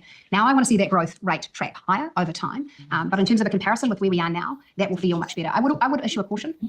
The rules of economics are such that some factors lag others. Interest rate reductions lag, inflation reductions, growth lags, interest rate reductions, and employment lags growth. So we are still expecting to see unemployment continue to increase over the next few months. Encouragingly, the Reserve Bank, in its most recent forecast, has revised down what they thought was going to be the peak of unemployment, such that they now think that unemployment will not be as bad as it was being forecast prior to the election. So that is positive. Ultimately, there are a few signs of green shoots across the economy, Nancy. We are seeing business confidence restoring to highs. We are seeing consumer confidence coming back up. We are seeing people increasingly acknowledging that while it's tough now, the future looks a lot better. Thank you. Thank you, Liz. Yeah, unfortunately, Nikki's cuts have resulted in a stagnated economy. I was talking, in hearing that KiwiSaver withdrawals has become a big part of KiwiSaver providers' job. Yep. Yeah. I mean, it'd be to buy things like housing. Yeah, she is right that if the more you increase, and if you don't worry about debt, you'll end up in a financially risky situation. I mean, look under what happened under Muldoon. I mean, as much as we thank him for his Think Big projects, he did nearly bankrupt the country. True. And then by the end of the fourth Labour government, they were nearing bankruptcy as well. I mean, if we just don't focus on debt, we will end up in a risky situation. But it doesn't seem that Nicola Willis's budget, as of this budget at least, will fix that, because she borrowed more, therefore adding more to the debt, meaning we have more to pay off. Her actions are not lining up with her words. And with her desired actions. And what she borrowed for too matters. It's like, oh, okay, we could have had a big opportunity here to increase our tech sector. We should be exporting high value products. Farming product like milk. As much as I love the local farmers here, it is not a high value product like, say, a car or chips or electronics. We could be making a bunch of bank off that, or green tech energy. There's a lot of stuff we could do there. Unfortunately, this priority on supporting, lifting up the farming sector is kind of hurting us. There's a reason why we are the only first world country that is a majority agriculturally produced country. I mean, Taiwan, they used to be quite a significantly heavy agriculture nation, and they transitioned into an agri-tech sector, and then I think they're now quite a heavy technology sector. Yes. I mean, New Zealand, if they wanted to, could head down that path. It just seems that since due to the fact our agriculture industry is the largest industry by a long mile, it's going to take dare I invoke the name of Voldemort, a Sir Roger Douglas type person who just completely guts them without any second thought and invests in other things. It doesn't help that Kiwis love investing into property, which, I mean, it's crippling our economy. Unfortunately, that is due to a Black Monday, I think it was in 1987, where our entire economy crashed, and the only thing we could invest to, due to it not being affected by the stock market, is property investment. I mean, there's a reason why we weren't affected as much by the dot-com bubble in the 2000s. It's because instead of investing into stocks and shares, we invested everything into property. It is a nice way to get out of it, but it doesn't make us a very productive nation, doesn't increase our GDP growth. It only protects our own wealth, and it doesn't actually protect us in the long term. And we're seeing that since 1987. We're seeing the compounding effects of that. And Nicola Willis has gone on record that she doesn't want to be radical. And, hey, Levi. Have you ever thought about going and studying economics? I have the feeling there's a reason why I stay away from finance. I'm not good with money. You should seriously consider studying finances. You'd be great. I mean, I study the history of finances, but I have a friend who's very good at maths, and then I leave the math stuff to him. Numbers isn't my thing. I don't even do I do the lowest maths at school anyway. I'm not in any of the good classes for that either. Hey, I suck at maths too. It's okay. But yeah, finances is the scary. Maths is the scary subject for me. I actively avoid it. Okay, let's hear more. if you got a bottle of alcohol spirits, start filling out your shot glasses. That's my advice. That bad, is it? Oh no. Dee's going to do some follow-up A couple of things. Look, Standing Order 140/4 says that introductory remarks should be very brief. So 3 minutes for a hearing is 60 minutes. I note that the Minister used up about 8 minutes. So can we extend the hearing by 5 minutes? Because the Minister really exceeded the brief for very brief remarks. Just through the questions and we'll see how. So you're not. So it's the Minister under pressure who soaks up time like that. So you prove you're not under pressure by extending Please by 5 prove that minutes. you can put me under pressure. Go for it. Are you happy to extend the hearing by 5 minutes? Absolutely. Great, thank you. Let's do 10. So thank you very much for that. That's appreciated. So I just want to go back to something we raised before. We didn't get a direct answer for you. We've had, in the way that you've set out your budget, and I thank the member over here for opening up the future, about 14 billion of tax cuts on income tax cuts. We've had about 3 billion of tax cuts for landlords. We've had about 0.3 billion of tax cuts for tobacco companies. Now, I know that the Minister regards those tax cuts as a good thing, so you don't need to take me through why you think they're a good thing. I take that point. What it does, though, is it will affect the overbound. Now, we've had a look at the work programme. We can't see any new revenue measures in there. Can the Minister, this is a yes-no question, can the Minister guarantee that there will be no new revenue measures during this term of government? Yes or no? Mr Chair, there are a number of assertions in that question which were false, and I am going to take my opportunity. Are you going to soak up the time? Could I have I'm the going to correct the record, Deborah, So because we're going to have a good the question engagement. I am asking is, can the Minister guarantee that there will be no new revenue measures in this term of government? Before she answers the question, yes, we can guarantee that with councils. Councils will only be allowed to collect rates while we're in government over the next term. Oh, wonderful. Yes or no? She answered that question. No, she hasn't answered it, so that's why I'm asking again. You never know, if you give me a breath, I might. You only need half a breath because it only needs a yes or a no. Not all things. Okay, the first thing you need to understand about tax reduction and the way that we do it. Minister, yes or no. You don't need to patronise me by assuming I know nothing about tax. A yes or no answer. The point that I'm making is a very important one because it actually sets us up for the future as it did for the last budget, which is this. Tax reduction was delivered within the operating allowance. That is, you borrowed within the for envelope. You borrowed for this. Mr. Chair. So can I have a yes? Wait, no. She had you asked a question. She has not. You took 2 minutes to ask it. I'd asked a question which takes a yes or no. And I've already answered If the Minister is not prepared to answer with a yes or no, that's fine. Soak up some more time, Minister. With all due respect, I was trying to give you a full answer because I've already answered that yes/no question. You have not I've already answered it with Barbara Edmonds. No, you answered on levies. You have not guaranteed left wing queens are on fire There are none in the tax work programme. A yes or no. Will there be any new revenue measures in this term of I have government? already answered yes to that question and I've given you a specific So you're example. saying yes, there will be no new revenue measures in this term of government. I'm going to give you the full answer, and if you will afford me the respect. Well, order. Listen to the answer. She did answer that question. No, she hasn't. She did. We all heard it. She said She's no to the only levies. one person that didn't hear it. No to levies. And you're Any filling new tax time. revenue Got measures 5 in this minutes term of extra, government. which you've now wasted 3 As times. opposed to levies. So, just a yes or no. Well, she answered yes, and she just repeated So yes. yes, there will be no new tax revenue measures in this term of government. That's not what I said. Perhaps you could clarify. He said yes, there will. Can I just Let her answer. She can clarify. I've sat in the members' chair and I suggest you'll get more out of me if you let me answer. You'll get more material if you let me answer. Yeah. So the way that I think about this is that we have operating allowances, and within that operating allowance, we need to deliver a package of spending and saving initiatives and revenue initiatives that collectively mean that we can keep to those operating allowances. In the last budget, you saw us deliver some revenue measures. For example, we increased immigration levies for users of those. We also had measures in place, such as increasing some fees in some areas. We removed commercial depreciation. We sustained that choice into the future. So there were a range of things at the same time as savings measures. As we look to the future, I intend to continue to take that umbrella approach in which collectively we stick to our operating allowances while also having some new sources of revenue. And I've outlined a very specific example, which is that we do expect tolling revenue to be a feature of future budgets. And I anticipate that across the board, ministers should be considering how we can best deliver New Zealanders fair and affordable services while also delivering the infrastructure and services they want to see. I'd like to finish my line of questioning. You get one more question. And that is under Standing Order 141/4. The line of questioning is, will there be any new tax revenue measures in this term of government? As I've said to the member, we have laid out in the Tax and Social Policy Work Programme a number of areas that we are working on. For example, the charities area is one that I've been explicit that there could potentially be additional revenue in that area. Thank you, Todd. Stephen. Thank you. Just moving back to the year actually under discussion, 23-24, Minister, and thank you for being here.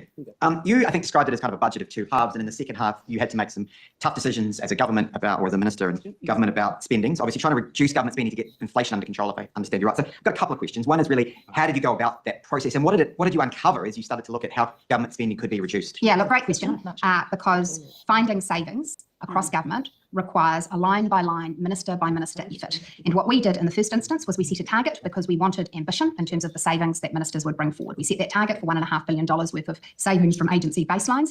And then we asked ministers to work with their agencies on the most appropriate way of delivering those savings. In the first instance, officials brought forward suggestions. The ministers then endorsed those that they thought were sensible to bring forward. That was a very successful exercise. We reached our target. We actually went beyond our target, as I said, rather than simply the $6 billion worth of savings that would have delivered. We actually delivered $23 billion worth of savings over the 4 years. Now, the process needs to be this. Ministers in every portfolio must ask themselves, what are New Zealanders' priorities in terms of how they expect taxpayer dollars to be used? And is my agency ensuring that their expenditure matches up with those expectations? And it's my expectation that we will continue to find examples where there's a misalignment between where government spending is happening and what New Zealanders' highest priorities are. So ministers remain on the task. We are in a constrained fiscal environment in which the old days, in which every time you had a new idea, whether it was Free Waters or Auckland Light Rail or a Māori Health Authority, you just went down to Grant's magic money tree at the end of the garden. Well, those days are over. So we tried that and it led to an inflation spike, high interest rates, and Christmas economy. Made its way to the Winds office. I've just got one more. Minister, also, when you went through that process, you're obviously working with ministers, did you also uncover some parts of government spending where actually the government was spending, but it actually, hadn't been budgeted for, but these were really important areas which couldn't be cut? Well, I can't look at you without talking about the absolutely outrageous treatment of PHARMAC, in which the previous government left an enormous fiscal cliff for essential medicines for New Zealanders, in which they knew that they had grossly underfunded in 4 years the money that would need to be available to sustain existing medications. And we did not know about the size of that hole coming into government. And I would put to you that how could we have, when Labour's fiscal plan didn't even indicate that they would fill that hole? So it's just only part of it, Deborah. Only part of it, it's certainly not the full quantum. And so the Minister for PHARMAC, David Seymour, and I were presented with those figures, and we were asked what we would do in the budget context. And we were really clear in our priorities. We would fill that hole because it is wrong to ask New Zealanders to have their medicines delisted. But frankly, that fiscal treatment is something that has prompted me in a review of the Public Finance Act, and I do intend to be introducing amendments next year so that a future government can't get away with that sort of reckless behaviour. Okay, thank you. Megan?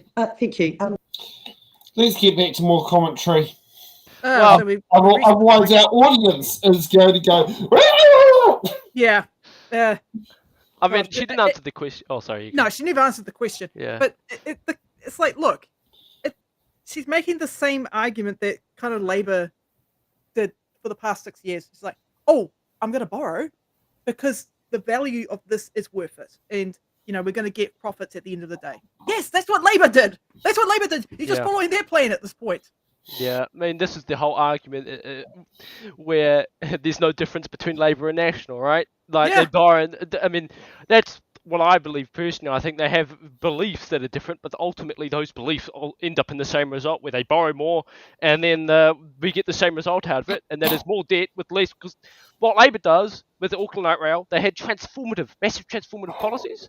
They borrowed heaps of money for it, and they didn't get anywhere off the ground because they kept consulting, right? Auckland Light Rail, not a single set of rail was put down because they kept consulting. They should have just got on with it, and National could not have come in if they'd started it. National could not have ripped those tracks up and thrown it away because it would have already been laid out. They would have actually had to complete it or minimise it, but it would still be going on. Same with Free Waters. If they had just gone and done it, and National would have a far harder time appealing it. National, on the other hand, repeals all this stuff, hires a bunch of consultants to fit their worldview, and borrows more. So the conclusion is both parties borrow more, and there's really no result for it. I mean, Chloe Strawbeck's right in a I forgot where there was a New Zealand Herald or Stuff article, I can't remember, where she wrote that all these Labour MPs have Michael Joseph Savage on their walls. A transformative, radical, democratic socialist, and these Labour MPs are worried about stepping on other people's toes because they might offend somebody. If that isn't woke, I don't know what is. I mean, like...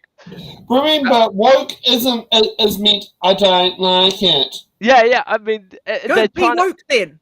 Get shit done. Be more woke. Stop trying to pretend to be, oh no, we're not woke. I mean, just hurry up and get on with it. People are really sick of the fact that neither party seems to get anything done. And that is why you've seen a huge increase in the numbers of voting for minor parties. Unfortunately, Top hasn't gone past that 5% threshold yet, but we'll get there eventually. But all the other parties, you never know. How do you? It could be Jessica Hammond versus Nicola Willis. The thing is, I do believe that is one of the seats that Top could actually get at the next. Well, I mean, I'm just a little bit shocked how Top performed this election in that particular electorate, but then I also did hear that much of the funding for campaigning, all that, was not put into that electorate as it had did in the previous election. Yeah. So, I mean, if there wasn't much marketing in that electorate, and Ralph Manji got that result, second place, I mean, that's phenomenal. Maybe if they just put most of their money into that electorate, it might have been a tighter race. But You talk about Ireland, yeah. I mean, it seems they tried doing both a dual campaign of trying to get the campaign across the country as well as trying to get in Ireland. They should have just stuck to that electorate, and they would have got. Anyway, back to Nicola Willis. And I think she didn't answer the question, but in my view, it wasn't a very good one. You can't have a yes or no with the economy. I mean, a nuclear war could end up in the next year or so. Something would have to change, right? You can't do yes or no with the economy because within the next year, something drastic could happen or change, and we might. There is a way to answer the question, though. If someone gives you a yes or no to a complex situation, you can say no, but, or yes, but. Yeah, but then if they'll go, but you should, but you're going back on your word, and it's just. It means mostly no or mostly yes. Yeah, they would linger on to that. If the Labour campaign had any sense, they'll jump on to Nicola Willis saying yes, but or no, but. But I haven't seen any Labour marketing on social media, to be honest. So she could say that, and they wouldn't do anything about it. Be the Greens actually doing it. I mean, the Greens are they're good social media campaigners. I mean, I see all their posters all over the place and all their ads. I don't see much of Labour. But, Okay, let's hear more from Nikki No Boats. One of the things I just want to touch on, Minister, is the new audit work that's being done around climate change obligations that Treasury's done. I'd just like to know what the Minister's understanding of the difference between a contingent liability and a constructive obligation is. Yeah, look, members, I take you to both page 24, where the Treasury sets out their view of this matter. I think it's important that they've addressed it in the detail that they have, because ultimately, as the member appreciates, these are Treasury's judgments, not mine. Yeah, the second thing that I just want to clarify the question. I've read what's in the report. I understand that fully. What I'm really wanting to get some insight through this line of questioning, Minister, is where ministers are thinking on this in terms of these must be discussions that are happening around the cabinet table. So in terms of where those line lies and when it would need to come into the Crown accounts, surely this is a matter that ministers are turning their thinking and minds to. So what's the minister's understanding of the difference between a contingent liability and a constructive obligation? Well, I concur with the Auditor General, who also reviewed our approach in these statements, and who says that determining at what point a liability should be recognised requires judgment and consideration of factors including future actions the government could take to modify or change the potential obligation before it crystallises, and those are decisions yet to be taken by the government. So would the signing of the MOUs that your ministers have been doing, your Prime Minister and your Minister of Climate Change, and also the progress that was made on Article 6 at COP, how in the minister's thinking has this changed things? Well, my understanding is that that still does not create a liability for the Paris agreements. When in your thinking, the accounting standards and the international standards. Given that we do have MOUs signed, we are starting to see that crystallisation in terms of the work that ministers have been going out into the world doing, that there has been development of thinking around Article 6 obligations at the latest COP. In your mind, when is it that we need to start booking this liability? This is a huge hole in the New Zealand. The decisions have been made. Are you saying that the government hasn't made a decision whether or not to deliver on the 2030 NDC? Oh, we have made that decision. So you have made the decision to deliver on it. So the decision has been made. So when then does the liability need to start to be booked? When the government has made decisions such that the Treasury and the Auditor General view that they meet the international accounting standards for being booked as a contingent or actual liability. What are those decisions that you're waiting on? Well, we make those decisions in due course. No, which decisions? Decisions about how we wish to respond to that agreement. In terms of whether you're going to meet it? No, we have made it clear that we intend to meet our international obligations. So what do you mean in terms of how you're going to meet it? Well, as the Minister well knows, there are a number of choices available to the government about how it meets that commitment to reduce our emissions. Significant choices lie ahead for us in terms of how we approach emission reduction on a sink basis, on an industry basis, what our international contributions are, how we measure that over time and how we project that. So we're talking about the Article 6 international obligations here. We're not talking about the domestic reductions. We already know from your government's own analysis what the cost to the country of your slashing of domestic climate emissions reductions has been. That has ladled more international obligations onto New Zealanders and onto the Crown accounts. So when are you going to realise this in the accounts and tell New Zealanders how it is that you're going to cost, how you're going to fund the hundreds of millions of dollars that your government is choosing to pay offshore rather than reduce emissions at home? Well, the member's getting very well ahead of herself. No, I'm not. That decision has not been taken. Okay, thank you. Well, it has in your budgets. Thank you, Minister. The public sector employees in health and education, there's a huge amount of money sitting there around holiday pay obligations.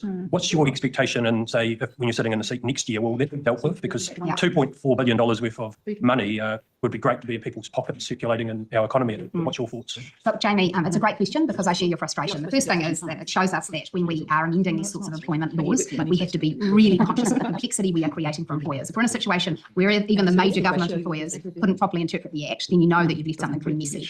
But the second thing is about how the Crown makes right its obligations. And this is something I've inquired into since becoming Minister because it was something of concern to me when I was in opposition. And the task that health officials in particular are taking out is one which involves huge amounts of literally manual data data. So we're talking about paper filing cabinets rather than, you might anticipate a very nice computerized payroll system where they can go back and do a data match and work things out. But actually it involves consolidating all sorts of different files from across the various DHBs and working to find some consistency there. I've made clear to Health New Zealand and to the Commissioner that this is something that needs to be prioritised because, as you say, this ultimately is about fairness, but also money in people's pockets. Okay, thank you. Chloe. Do you believe it is your job, the job of fiscal policy, to reduce inequality? I think we have a very significant role in doing that, and that's why I'm so committed to social investment. So what are you doing specifically in terms of tax and spend or other fiscal policy to reduce inequality and the blunt effects that monetary policy is having in terms of increasing inequality? Tell you who inflation hurts the most, Chloe? Our most vulnerable New Zealanders. Actually, the inflation spike we saw over recent years added significantly to material hardship and households who had very little choice about how to withstand that inflationary pressure. If you're in a wealthy household or an income like us, you've got choices. We both made you those want a really arguments. low income, you don't have as many choices when inflation comes to bite. I don't disagree with you on that. We both made those points to Grant Robertson when he was sitting in that chair. I guess I'm coming at it from a different perspective, which is what specific policies, fiscal policies, are you deploying as Minister of Finance to reduce inequality in this country? I believe the most significant thing that I will steward is our change to a social investment approach. And for me, that is about recognising that successive governments with very good intention and motivation have invested significantly in our most vulnerable citizens and families. However, we have not had the impact in breaking generational dependence, cycles of dysfunction that we would wish to have. So we're changing the approach. And what I want to see is a couple of things. First, a far more joined up approach by government, which is going to involve some pretty big changes to the machinery of the way that government commissions and funds social services. Second, devolution down to the people in communities who actually best understand our vulnerable citizens. And often that'll be an NGO, it'll be an iwi. It won't be a really well-read analyst on level 6 of the terrace who read a piece of evidence and says, let's do that. It'll be the people doing it on the ground, and I want to empower them. But I mean, arguably to that point, actually the most effective way to reduce poverty is direct transfers to the lowest income New Zealanders, which actually bypasses all of that administration and bureaucracy that you're speaking about. If I have just one final question, have you spent or committed to spending that exceeds your budget 2024 operating allowance? You've given me a question, but I'm going to just have a quick right of reply. In the short term, transfers, in the medium term, education and breaking cycles of dependence. That is ultimately how you empower people to have more choices. I agree with that, but that requires investment and cutting investments. No, we're not. I tell you, at the last budget, I was really, really clear. I said, no matter what here, we will not be delivering tax reduction unless I can be confident that I'm increasing funding for education, I'm increasing funding for health, and I'm increasing funding for law and order. Education will be a priority in every budget this government delivers because long term, it's the best thing we can do for productivity and people's choices. Sorry, there was a really, my question was actually about operating allowance. Yeah, I engaged with the first bit. Yeah, so just if I may, have you spent or committed to spending that exceeds your budget 2024 operating allowance? And we're sticking to the same fiscal strategy and the same operating allowances into the future that we have set out in previous updates. Minister, confirming this is your signature, right? On the financial statements. Page 1. Yes, Barbara. So when we asked you in relation to the NDCs and the accounting treatment of it on the financial statements, you referred to it as Treasury's assumptions or obligations. And I endorse them. You endorse them? Yes. So it's quite concerning to me that when we asked you about what are the factors you're considering, given the huge fiscal cost that this may be by 2030, and I say by 2030, that's important, have you received any advice as to the range in which those NDCs may be by 2030? Yes, I have, and I'm happy to share that advice with you. I've previously shared it with Chloe Swarbrick and will continue to do so. Can you remind me orally of what they are? No, I'll give you the written advice. So you can't remember them? No, I can remember them, but I want you to see the full written advice in its context, and I think but the range is quite simple. You should be able to have that range within your their numbers. Yes. 3.8 to 20. Look, I'm sorry, members, but it is well known that the range depends on a number of factors. So what is the anywhere range? between 4 billion and more. But there are also a range of choices that come in. What is the range? What is the range? When I speak, it's verbiage. When I don't speak, it's a shock and a horror. So it's been an interesting committee session, Mr. Chair. Yes, it has been interesting. Last question, which is very quick from Minister. That some of the large entities themselves like funding like ACC could be removed from the overall considerations. What are some of the arguments that you mentioned? Well, look, the way that ACC works by statute is that it is required to be self-funding over time. That is, that the levies it takes in need to be sufficient to meet its future liabilities. Of course, it's bumpy along the way because various accounts will be over or underfunded at various points in time. Rates of rehabilitation and recovery will vary, but ultimately ACC needs to make decisions that mean that it is financially sustainable over a 30-year period. Now, I think that the government's major focus when it comes to ACC should be twofold. One, making sure that people rehabilitate and get back to work and get back to health as fast as possible. And two, ensuring that we keep levies as low as possible. I don't think it would be wise for the government to take an approach in any fiscal year where it says, hey, here's a quick way to a surplus. Let's just cut a whole bunch of money out of ACC and that'll make the books look better. And so when you think about those self-sustaining, financially sustainable entities, I think we do need to consider them differently in terms of the overall measure.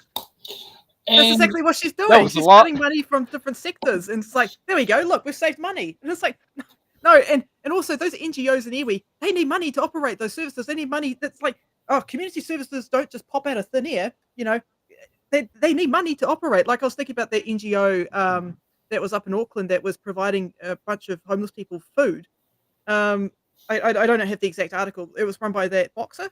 And yes. Yeah. No, he got shafted. It's like, oh, he had to close his doors. You know, food is not free. I think there's another new T-shirt design that should come out. That's a great, in brackets, Patsy question. Okay, yep. That's a good one. Email me what you want, and we'll work on something. Yeah, I think that could be quite a good design.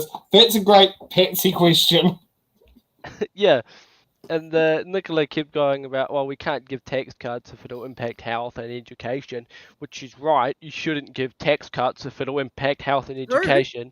But unfortunately, once again, your words don't line up with your actions. And according to the budget, you haven't given education and health enough funding in order for them to actually provide and invest into the people, right? You're not following your words. It's clear that it's not just Nicola Willis controlling the budget, if she is a person of her word, if you believe that. It is clear that David Seymour, and who I think there's a few other associate finance ministers in there as well, are having a far more influence over the budgets than is what's being seen there.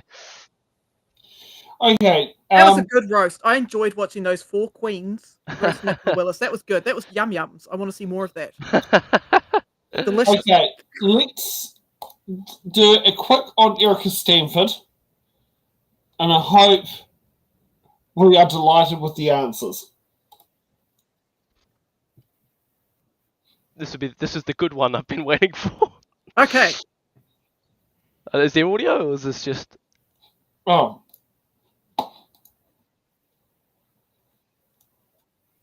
Trying to line up the footage.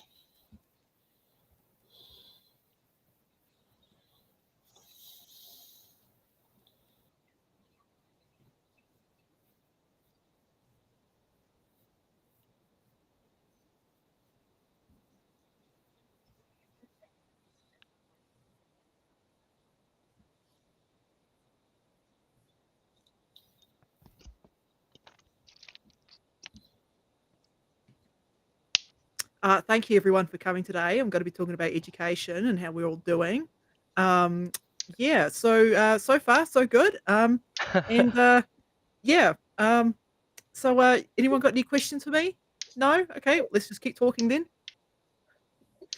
Am I the only one who can't hear it? I can't hear it either. Okay, that's weird because I'm listening to the whole one. Oh, God, I feel so... I could just read the transcript. She seems to be one of the very few competent ministers who knows what she's doing within the government. You don't have to agree with what she's doing, but it seems she actually knows what she's doing. We should do a dramatic reading of the transcript.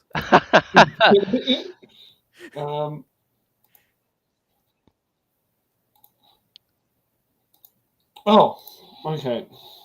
They've muted it, so we can't criticize them. True. I was like, why the hell is Laura speaking? But it makes, that actually makes.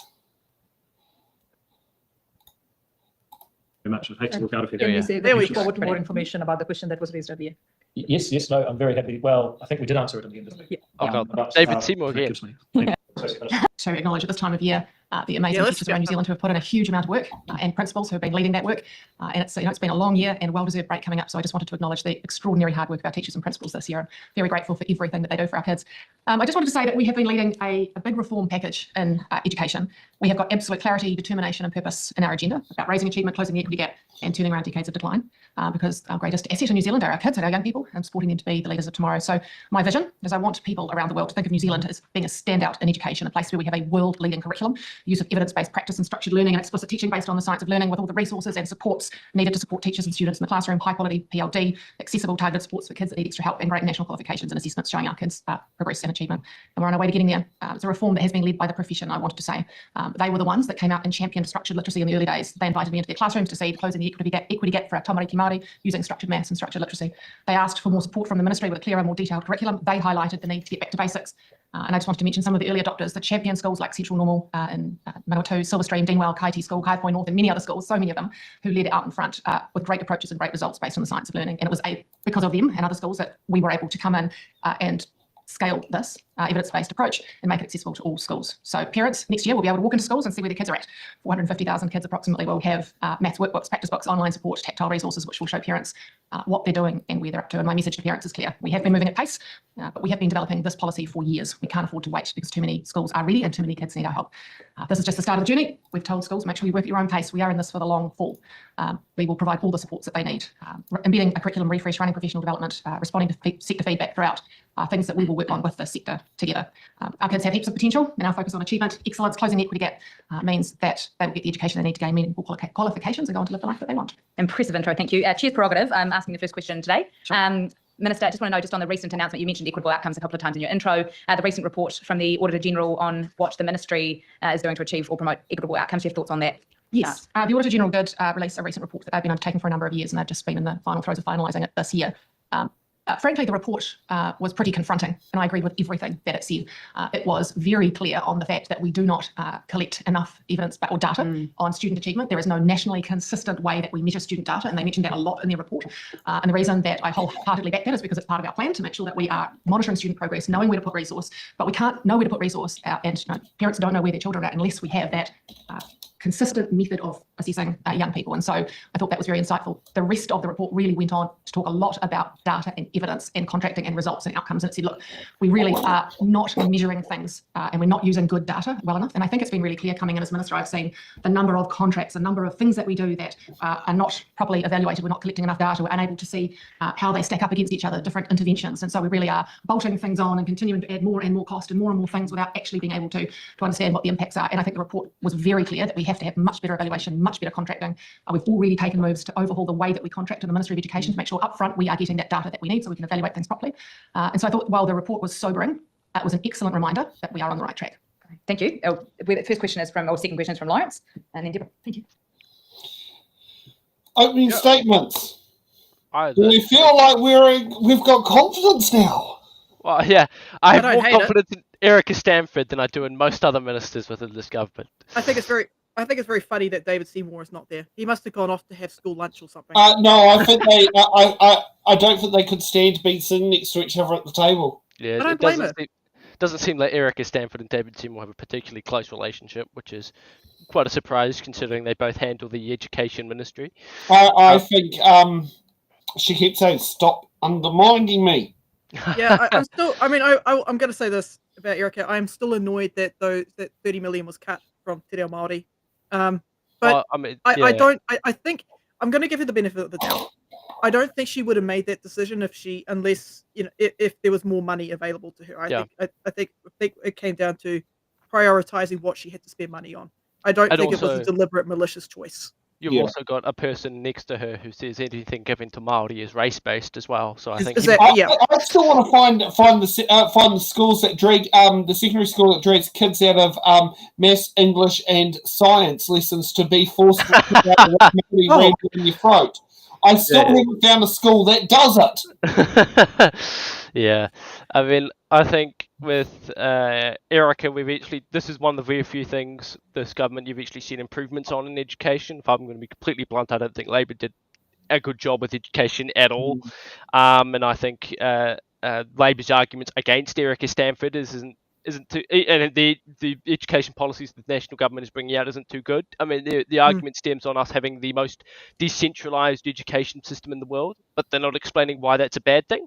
And they're also just saying charter schools, the Credo report is paid off by charter schools, pro-charter school lobby. I mean, that's not a credible argument if you don't have actually any actual criticism of charter schools, which there are several criticisms you could lobby at charter schools. It's not a good look for Labor.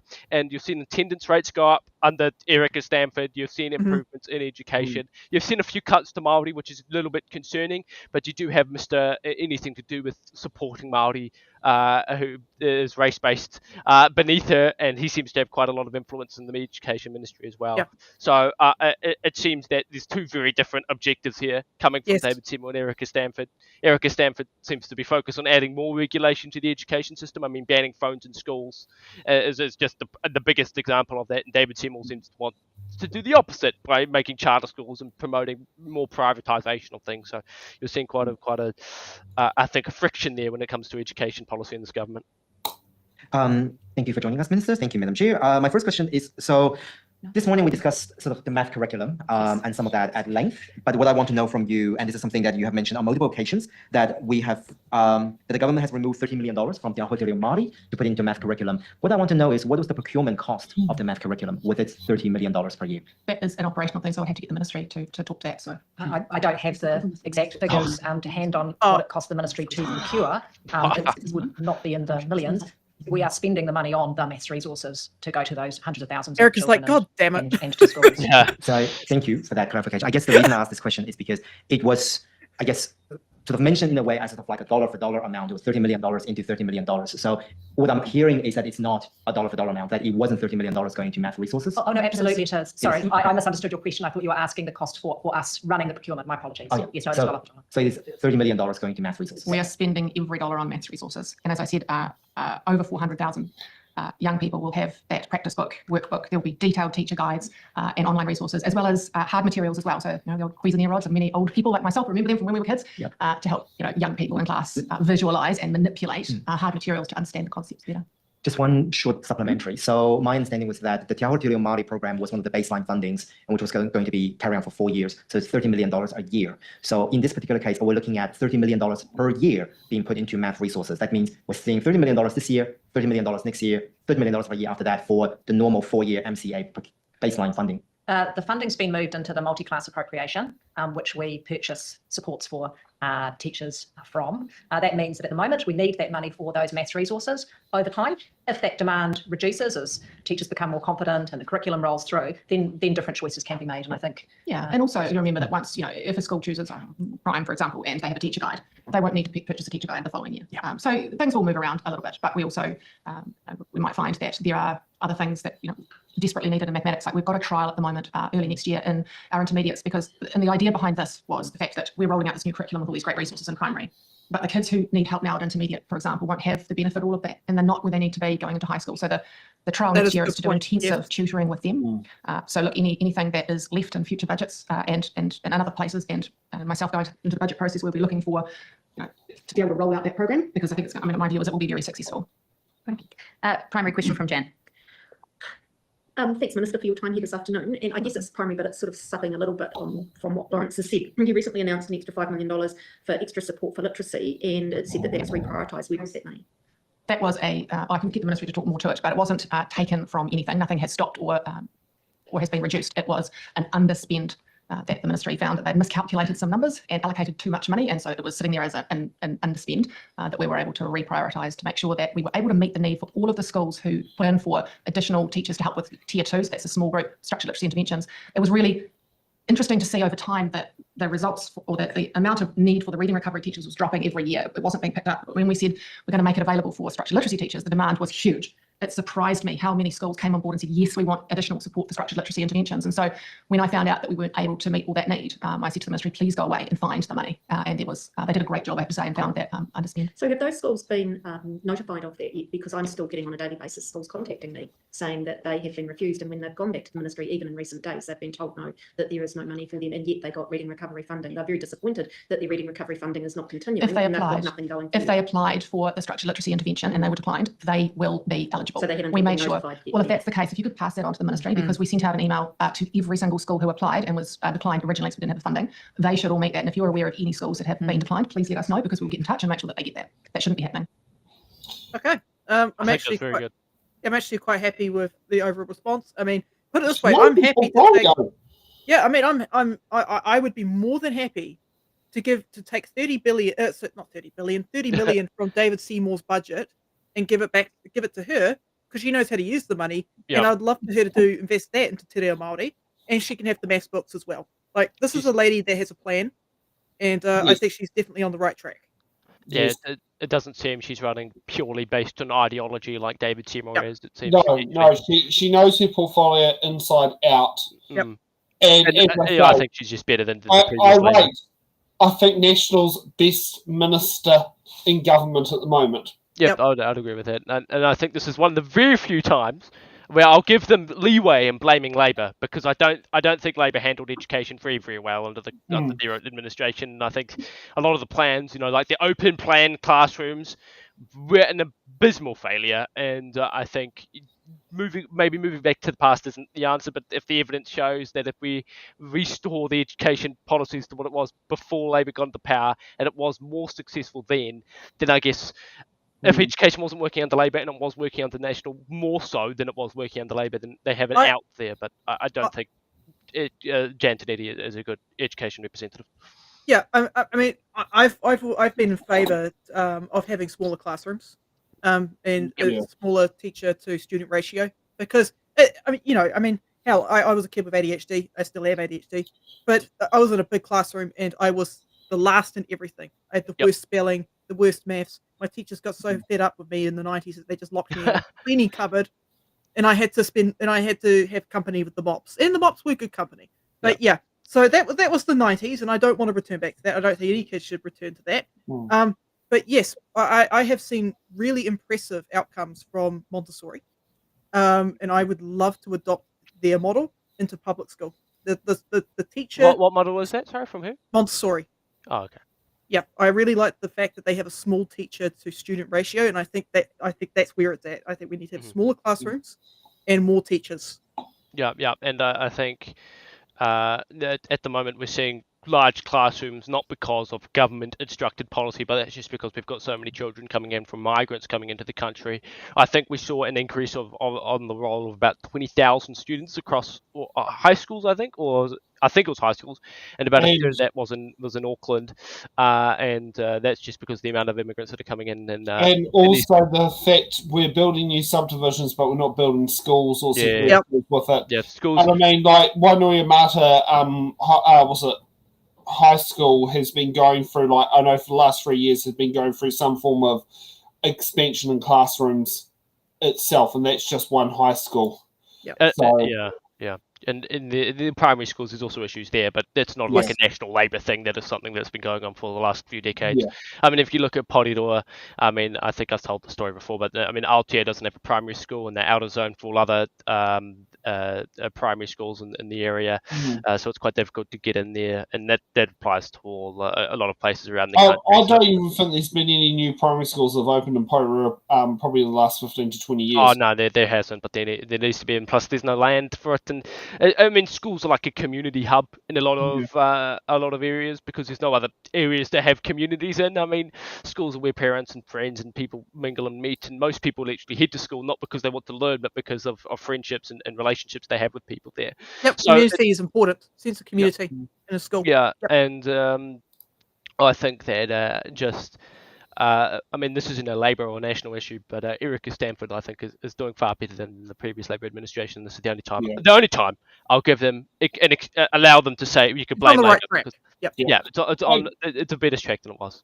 Yeah. Okay. So we're at the end of the show tonight. I'm glad we're left with good bits. So the bills that you can put submissions in that are coming up soon. So you've got until midnight tonight, the oversight of the Aotearoa Tamariki Systems Legislation Amendment Bill. The response to the Abuse and Care Legislation Amendment Bill. The Giving Evidence in Family Violence Amendment Bill. The Policing Police Vetting Amendment Bill. God, these... too many. Sexual Violence Strengthening Legal Protections Legislation Bill, thank goodness, not an amendment one. The Mental Health Bill. Now, after Christmas... Oh, no! the big one. Principles of the Treaty of Waitangi Bill. And should corporal punishment go back... That's a good one to end on. Yeah. Perfect for Levi. No. And as you can see there, Stacey has been popping all those links into the chat. Thank you for that. So I think we've seen a bit in Scrutiny Week. I think Laura, you and I and Stacey are probably going to have to talk how to approach the next Scrutiny Week. There's so much footage to cover. So much reading to do. So much just to sit there and try to cover. Just like there's so much stuff that we've had to miss out on. Like I'd love to have had seen Lester Levy getting roasted. Maybe next week. You might need to do 2 shows, one on Saturday, one on Sunday. Well, last night. Yeah, no. It's kind of like 2 hours ain't enough. You need 20. Didn't you do 3 hours for the treaty principles and the abuse and key? You might need to do the same for the scrutiny week. You might need to do 3 hour shows instead. Yeah, it's something we'll talk about. But yeah, I think 3 hours ain't going to be enough. I think we're going to need 20. Yeah, and I mean 20 hours worth of a lot of time to sit there and do that. But then trying to have that to sit there and fit in with Paul, the other one, with BHN, with the working group, trying to make sure that, we're not stepping on each other's toes when we're informing people. Yeah. Okay, well, yep, I think all the chats have been put in there. So thank you, panel, for joining us, and thank you to team for making it happen, and the viewers who joined us tonight and those who also joined us last night. We'll be back here next Sunday with the next Order Paper podcast, where we'll be seeing the House, I believe, is going into urgency on Tuesday to pass some bills. What bills are they? Oh, I don't know. I'll have a look. I'll have a look, and we can talk about our off-air shows. So thanks for watching. We'll see you next Sunday night. Thank you for watching The Order Paper, your express ticket to the New Zealand House of Representatives. Every episode, we unravel the complex world of legislation, debate, and democracy. From bills to select committees, we've got it all covered. From our team of political commentators who will dissect and explain what's happened so you can remain up to date on what's happened in the Aotearoa, New Zealand Parliament. To support our channel, you can become a Patreon member at patreon.com/itsinthe ballot. The Order Paper podcast is brought to you by It's in the Ballot.